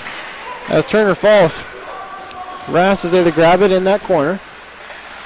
And he'll just flip it high out to center ice. Very defensive play here by the Thundercats. It seems like all they're trying to do is just make sure Golden Rockets don't get any opportunities. Just chipping it away. Not icing, but just making it so that it leaves their zone. Well, they don't want to force the issue and potentially give up an odd man rush or turn it over right in their own zone. So they're playing it safe unless they know they've gotten out. And that out was a little too far as it goes down for icing. With 15:45 left to go in this third period, this game slowly coming to a close. This Tuesday night game. I'm so used to Tuesday night movies, cheap movie tickets. I'll take a hockey game over a movie any day. Unless it's Infinity War. then I'm going to watch that. Sailing down into the corner. Back to Hendricks at the line. Blocked in front by Jackson. He tries to elbow that one forward. As Hendricks moves back in. Chalafu on him. As McCauley fighting for that one. Chalafu's stick is tied up and he can't get a hold of it. Salin is just going to bounce that one off the glass into the middle of the ice. And Grabowski's going to poke that to the line. Salin back down to Grabowski. Can't control it. Turner to the line. Kept in. Grabowski in the corner. We've played 5 in this period. And the puck almost came into our little office here, but luckily we have glass. One strange thing on that play, was on that forecheck by the Golden Rockets. Bigham was not in the zone. He wasn't really doing anything, just making sure, I guess, a defensive defenseman there. But I'm surprised he didn't get the puck to take a shot. It's a different view up here than what the players see on the ice. I guess. A lot of times when you say, oh, that guy's wide open, but down there it's kind of hard to see. Clark, that center feeds Ritzy, who's going to dump that one in. Bennett out to slow it down. Couple players overskate that one. Callan's got it. He falls, and Bennett hops on that puck. As Dennison trying to create something, inadvertently took out Callan. We have a full line change for the Golden Rockets here. And Witzke's going to be on the face-off dot against number 13, Louis Ferraro. I think Ferraro's been taking almost every single face-off this game. Well, we've got a specialty. You always want him on the ice. Witzke blocks that one. And he saw Scammell out the zone, but Scammell retreating. And that's almost kept in by Lucier at center now. Scammell with the nice back check. Ferraro taken for a spin by Canet. It's like number 5, Lucier is holding his neck. Maybe he got a little bit of puck action there. Never know. You never know. I just look to where the players are holding their body in pain. You're like, oh, looks like he got hit there.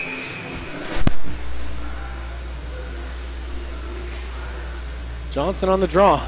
The goal scorer, the lone goal scorer for the Golden Rockets, wins that one back. Ferraro takes to be hounded by Day, and then driven into the boards by Canet. It comes out to Small, who's there with Scigliano. Small finds Scigliano. That's too hot for him to handle. And Andrew Clark, as that puck rolls away from him, that's sent down the ice. Salen into the corner. Fairfield, he's taken down. Scigliano, Day has it, and it's given up. Bigham on that far side has that puck roll away from him. Clark's got it. He'll go off the boards out to center ice.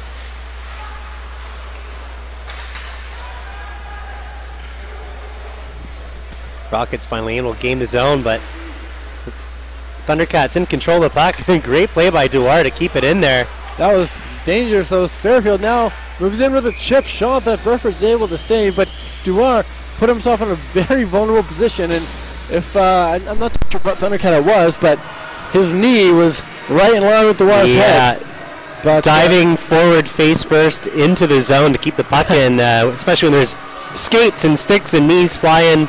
Very dangerous indeed. But that's what you want to see as Dewar takes the face off now. Not if you're his parents. It's a 6-1 game though, and you still have players diving to keep a puck alive in the zone. Yep. That puck jumps past Cowan. Berg squishes him in behind the net. Picks up that puck and loses it to Grabowski. He drops for Benson, a long lead pass through the skates of Turner. And Burford's going to shuttle that one around to the corner. Loves to play the puck, Burford does. The Rockets have kind of realized that, and they've stopped his last couple attempts. That one flicked aside by the Cats goaltender. Now Berg has got it. Tries to hop around Callan. Looks like the ref there is just not moving, even though he's right in the middle. It don't look like you're too happy about that. No, well, what can you do? The big body of Hendricks wins that puck battle against McCauley. Fires a shot on. Away with the glove by Burford, and he snags that one out of the air. Next home game, November 16th, this Friday. The Columbia Valley Rockies are in town. Last time these two teams met, Creston with a 5-1 win over the veteran Rockies. Thundercats haven't been able to get a shot on goal for the last 5 minutes here, which, well, the majority, if not all, the play has been in the Cats zone. And the Rockets themselves are not getting a ton of grade A opportunities. No, shots coming from the outside. It's definitely been frantic play by both teams. Just as I see that, they have two great chances that Burford's able to keep out. They'll drive for the line, and they've got it in the crease. Rebound comes out to Eggum. What a save! I don't know if he got that, but it sure looked like it. Yeah, somebody definitely touched that puck. And now Clark is absolutely destroyed at the... That looks like an elbow to the face, but... Lucier around McCauley, tries a shot. Egan now as the Cats are into the bench, and now there's a penalty, and Clark takes out his man, and that's going to be one. And now there's going to be a fight as Andrew Clark is giving it to... I can't tell who that is, as he's throwing punches, and Clark has lost his mind. Yeah, Clark is not having it. And you know what? There was a dirty play along the far boards. I'm pretty sure someone got an elbow to the face. That's what I saw. No call was made. And now we have... Well, Clark, I'd be surprised if he's going back to the bench at all. Well, looks like he's going to the penalty box. And he's pointing at his man. He's definitely painted a target on someone else's and his back. Pointing at the scoreboard as the Golden Rockets bench was chirping him as he went to the box. That will do it. We talked about emotional plays earlier in this game when I'm not too sure who it was, but he threw one of the Thundercats sticks into the corner. Yeah. Just you're not thinking, and that was, I think, a clear case of Andrew Clark not thinking. We saw a bunch of cats in the crease in front of Sam Burford, and there was a penalty coming up, I think, to the Golden Rockets, and Clark comes back after the whistle, lays out his man after he was mad for getting hit. Yeah. When he's challenged, starts throwing him down, and giving him the how do you do. We shall see if there will be multiple people going to the box. So far, we just know Clark is, for obvious reasons. But I see 5 Thundercats on the ice. Okay, so it might be just coincidentals. And 1, 2, 3, 4, 5. Interesting you got coincidentals out of all that. Well, sometimes you just got to let him play. 11-16 left in this game. 6-1, shots 22-32. The Golden Rockets were able to record 5 shots on goal in about a minute. Yeah, they were firing everything at the net. Kept it nicely by Ferraro there at the line. Flip to center, Scammell kicks that into the Rockets zone.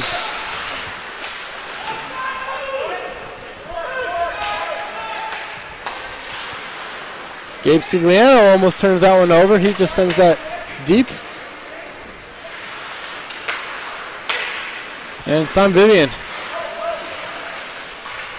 checked. Cigliano falls down. Day reaching for it. Flipped away from him. Koshniak.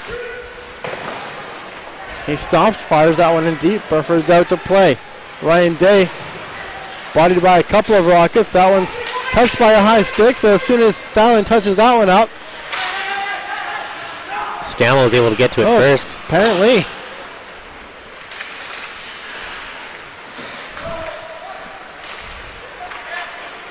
Logan Bergen doing some nice work. And that one's flipped high and touched with a high stick, so play is called down. Play is called down. Looking at a exhausted Golden Rockets team here. Got a new line on the ice. But we're just at the over the 10-minute mark. Sorry, just under the 10-minute mark here in the third period. 10:06 left to play. Austin Kinnett gonna fire that one over. It takes an odd bounce. A favorable bounce for Darby Berg. A speedy Benson is gonna get there, but Berg tries to dangle. Benson takes it away from him. Dangle, or was that a drop pass? I'm not too sure. Why not both? Why not both? And now it's Callan firing that one right into the fans. They have a couple of young men cowering for their lives. Yeah, they know cowering. They were trying to get that puck. And he got it. The one in the black sweater. Will he share it with his friend? No, he will not. Because he is the winner. And his friend will have no puck tonight. He wins all the spoils. No puck for him. TV timeout. Oh, okay. Here in the third period. We have 45 seconds left to go. And a dominating period for the Golden Rockets so far, as they've done everything but score, really. They've really thrown a bunch at the net. As they had 22 shots in that second period. They have 10 already through 10 minutes.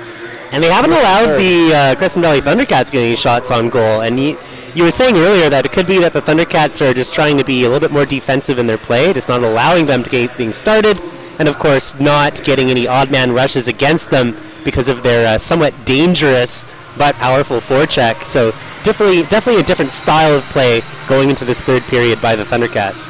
Yeah, just a single shot, and I'm not sure if they... I mean, you do want to shut things down, but they obviously don't want to play this defensively on purpose, getting only a single shot. They've really been forced into this role by a hard forechecking Golden Rockets squad. Yeah, it's a little bit of both. A little bit of both from both teams. Puck just dancing around Burford there. Definitely a lot of chances. Jake McCauley out there now getting a lot of ice time in this third period, and I think it's these 6-1 games where, you know, your players that don't get a lot, your young ones, Vin Jackson, Jake McCauley, both 16 years old. This is the time to give them experience in heavy situations. You know, shut down a third period when they have a 5-goal lead. Certainly, and this is where they grow. We have Dennison with 2 goals. Dennison has 2 goals tonight. Witzke has 3. And Turner, Berg, and Dennison have the other 3. The bag of hats has made its rounds through the audience again. I noticed that during the second intermission. So if we see another hat trick tonight, the very same hats will be going on the ice. Shh, don't tell our secrets.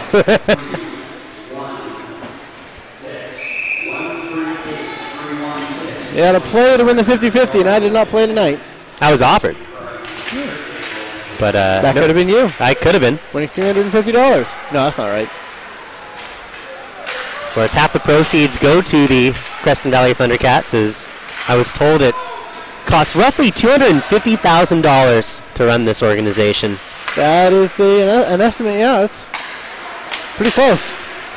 Grabowski with some speed trying to dance Turner. And Beveridge going to hop out there and cover it up. Yeah, it's not cheap. No.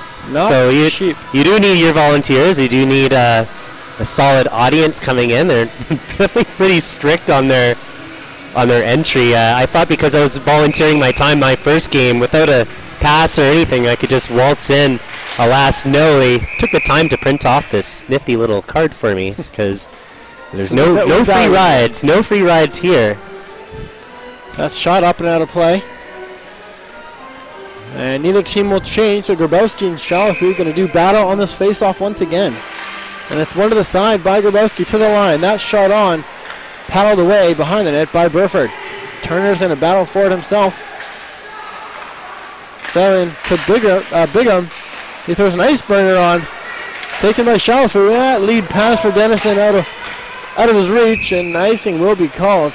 Good idea by the young Kyle Chalafu, but just inches behind the play was Dennison. Yeah, well, it was good hustle by Dennison. He was going for it. He didn't just give it up like a few players might do, especially when they're maybe down in the game, but he's trying to make it 7-1.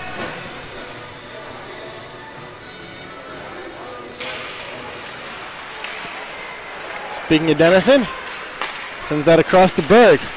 Berg's pass taken away by Benson, and now Egan has it. Somehow still has it. Somehow still has it. Berg plays it away, and Dennison's got it. He shrugs off his man. Turner thought about joining the rush, but Dennison slipped out of the play. Led to him staying back. Now it's Trimmer. Trimmer and Turner trying to get something going for the Rockets, as the Cats have kept them not just off the score sheet tonight, but virtually, well, out of the offensive zone.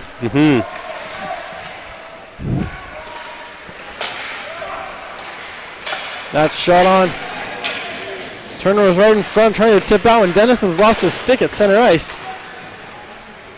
Looks like he's going to have to play football style.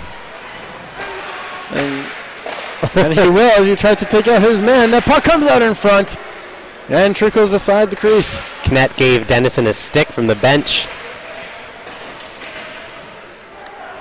You can't mistake those ones. They'll be the tallest sticks on the bench. And icing going to be called. Yeah, very obvious there. And Dennison tried to jump on the bench with the linesman staying right at him, hoping to get a bit of a rest, but yeah, to no avail. Not going to happen. 6:51 to go in this third. The third period that has been a little, well, not like the first two. No, not at all. Not just in goals scored, but chances back and forth. It's been a very one-sided game in this last period, as the Cats still just have one shot in the entire frame. Got to hand it to the Golden Rockets, though. I mean, some teams just give up when they're down by this much, but they've definitely been tenacious and strong on the puck. Well, you know, even last year, going through that season where they were, you know, it was 6-1 about every game they played, and you know, they're most dangerous in the final period when the team that's winning thinks, hey, whatever, we can put this on cruise control. That's when Golden would hit you. Yep. A couple scary moments last season for Creston playing the Golden Rockets. Well, it's one thing to turn it on with a couple goals that you need to get in the third, but 5, that is absolutely a monster. Like you said, one goal at a time. At this point, it's all about honor. Just to score 1 or 2 in this remaining 6:04 left in this period and the game would definitely do a lot for confidence. That puck flipped up, and Sam Burford had to find it quickly on the top of the net, almost trickled in behind him.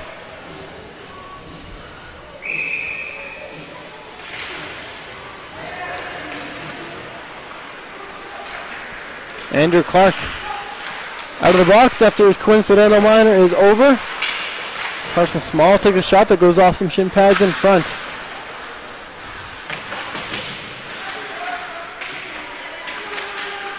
Oh, great moves by number 14, Stigliano. Sam Burford out to play. Then Jackson tips it forward to Stigliano. He sends it forward for Carson Small. Out of his reach, sent right back into the Cats zone. Lifted forward to center by Clark, but taken away by the Rockets. Bigham's in there. Tries to drag Austin Kinnett. Glove down by Small. He's tripped up. No call. No. Small gives Fairfield a little tap on the shins. Johnson goes the other way. Hutchinson the trailer. McCauley, the back checker. Got her stick on that at the last second. Now it's Ryan Day throwing that one on net. Now he's going to be first to the puck in the corner.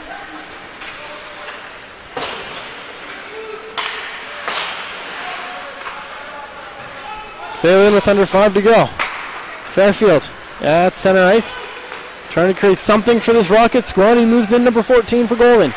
Bodied by a couple of Thunder Cats. That puck comes free at the line. Taken by their D. That big shot that hurt McCauley. Ouch. You could hear that slap from miles away.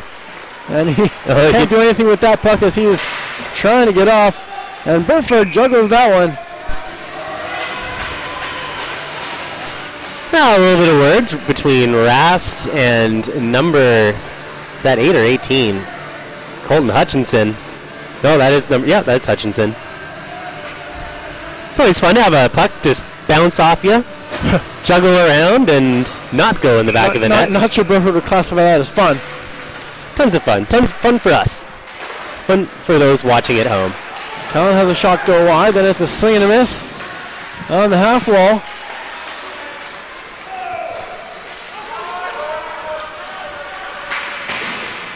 Cullen goes to hit Berg. Never a good idea. Never a good idea. As Berg shrugs him off, Benson's got it now in his own zone. He tries a long lead pass across the ice. There's a fight up the blue line. It's Rast, and who's that, number 25 for the Golden Rockets? Hendricks, Jaden Hendricks, as they were tangled up. And you know, it didn't really look like Rast wanted to be involved with that fight. But they're both going to go for roughing. So again, coincidental minors at the 3:58 mark of this third period. You know, Rast is kind of stuck there. You could see him kind of motioning, wanting to play the game, but alas, he could not get away. I mean, he wasn't trying that hard. Yeah, if anything, it's a predicament to be in because the Rockets were, well, running into the zone. They had a chance, but play was called. Ender Clark fires that one off the mid-section of a forechecker. And Callan at center ice, being edged out by Day. Fairfield takes it. Kinnett back to Callan in the slot. He scores! There you have it. Fairfield Callan. and yeah, Fairfield and McCallan. An even strength goal at 3:37. And it was only a matter of time. I mean, I believe shots on goal in this period were 1 for the Thundercats, and I'm trying to do some quick math right here. They had 21. 21, so they had 22 at the end of the second. Yeah, so 15. You're going to get one of them in, especially with such a strong forecheck as we've seen. A well-deserved goal, but scoring 4 in the remaining 3:30 is going to be a tough challenge for the Golden Rockets. Clark sends that one into the middle. Jackson to the line. Roussier. Spinning is Vecvet. He throws it on. It's in between the pads of Burford and Trimmer, and I think that's Kinnett. Yeah. Having words as well. And it doesn't look like Kinnett wants to be involved either. And with 3:18 to go, and as much as the Cats and the fans can enjoy this 6-2 lead, I'm worried about the Cats.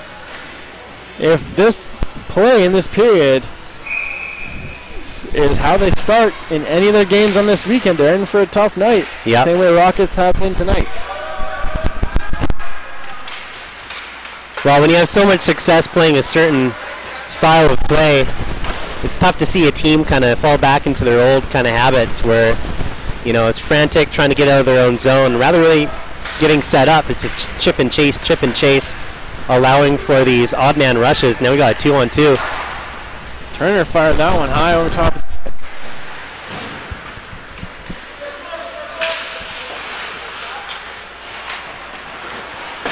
And a bounce off that far board. Turner on Turner.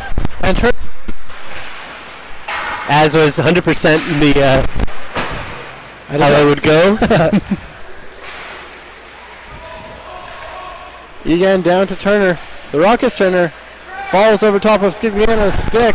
Yeah, no call there. Golden Bench is calling for a trip. They're not going to get one. No, I mean, he did get the puck. To the line. That shot high. Sent down by Dennison, and icing going to be called.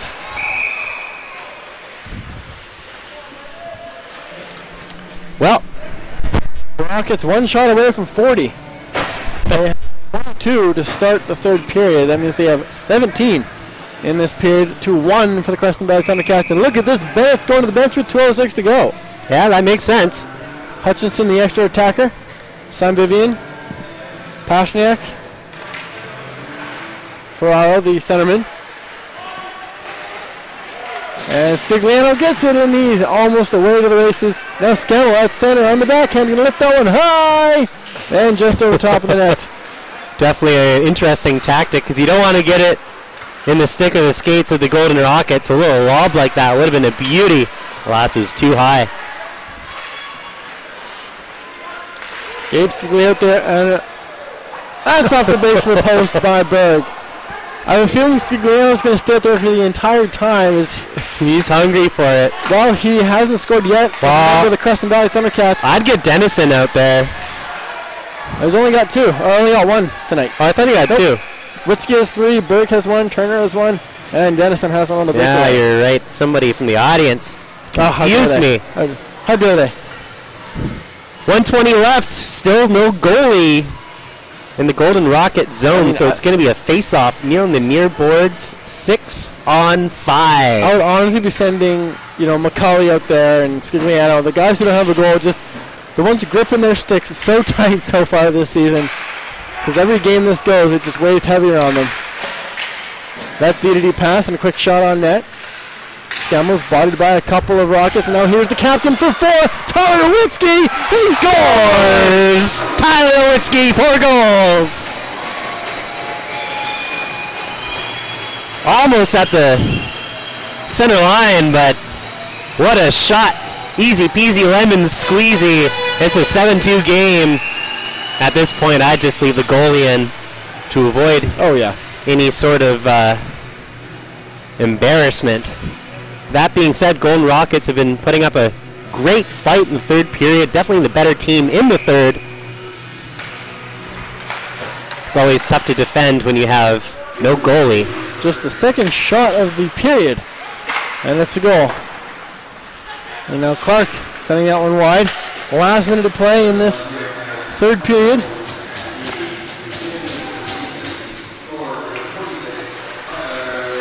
Scigliano gives up his. Scigliano in the slot. That's over top of the net.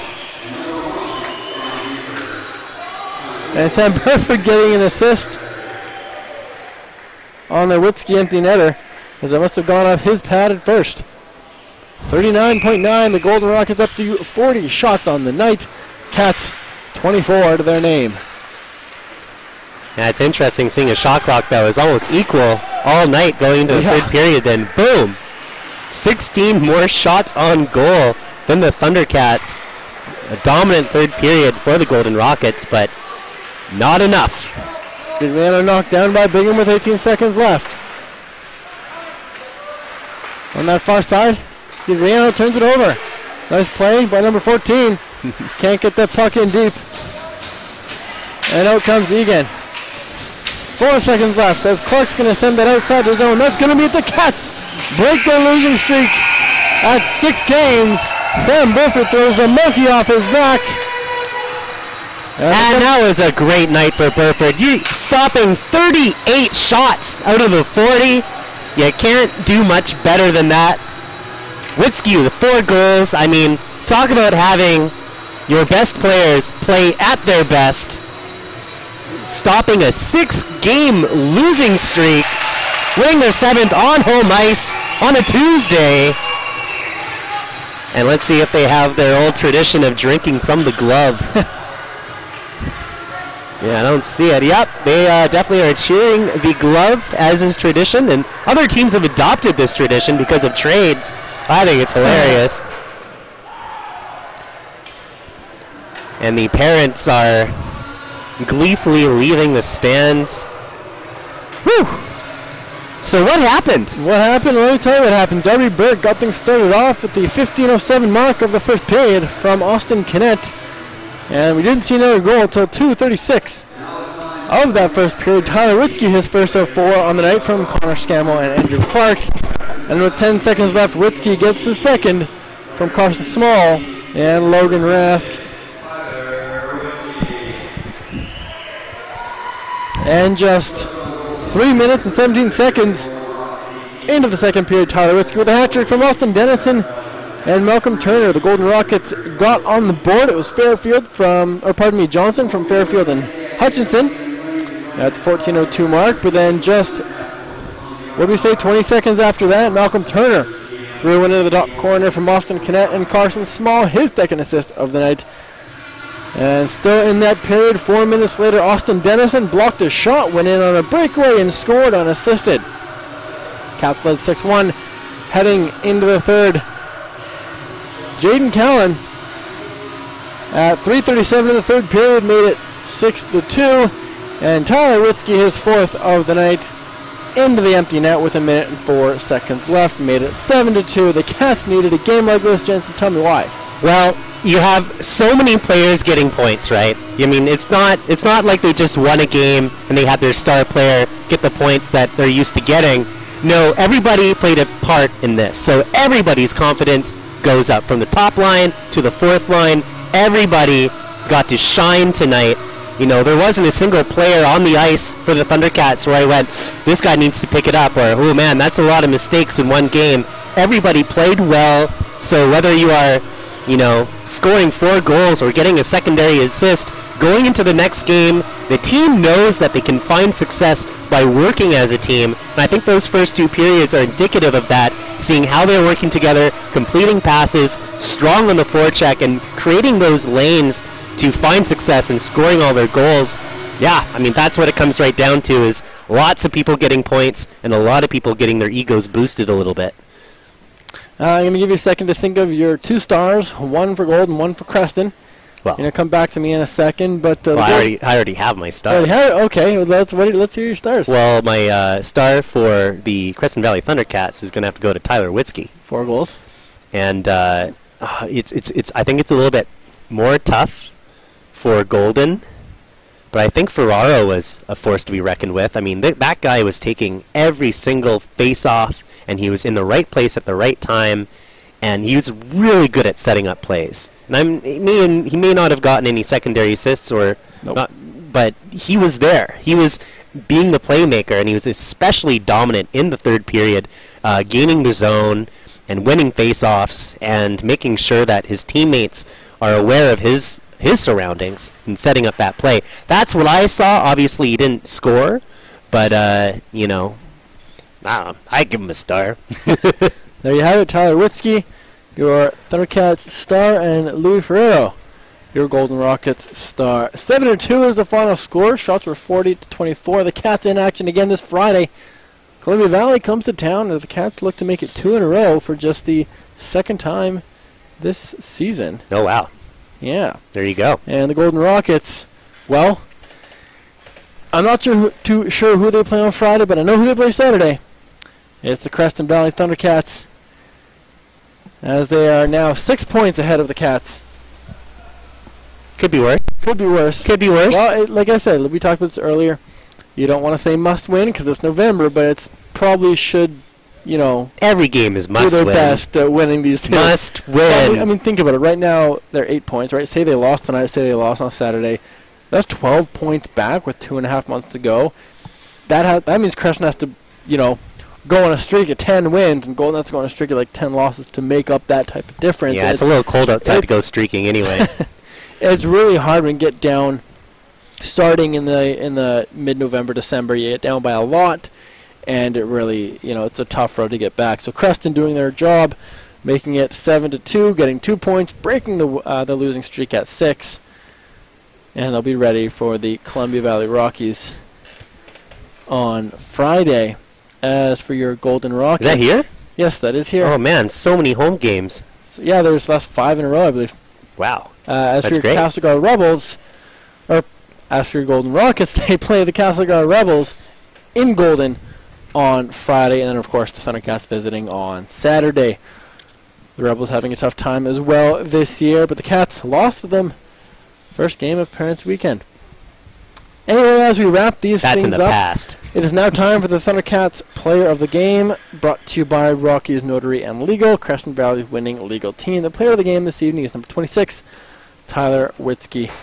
No kidding. And of course, tonight's game is our sponsor appreciation game. We couldn't run a successful junior B hockey team in this community without all the support we receive from our sponsors.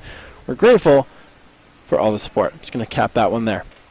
Anyway, safe travels to the Golden Rockets as they embark on their long bus ride home. We will see you guys on Saturday. As for the parents, thank you for the lovely Parents Weekend. I look forward to the next one next year, and I'm glad we have an audience again. Yay. Have a good night.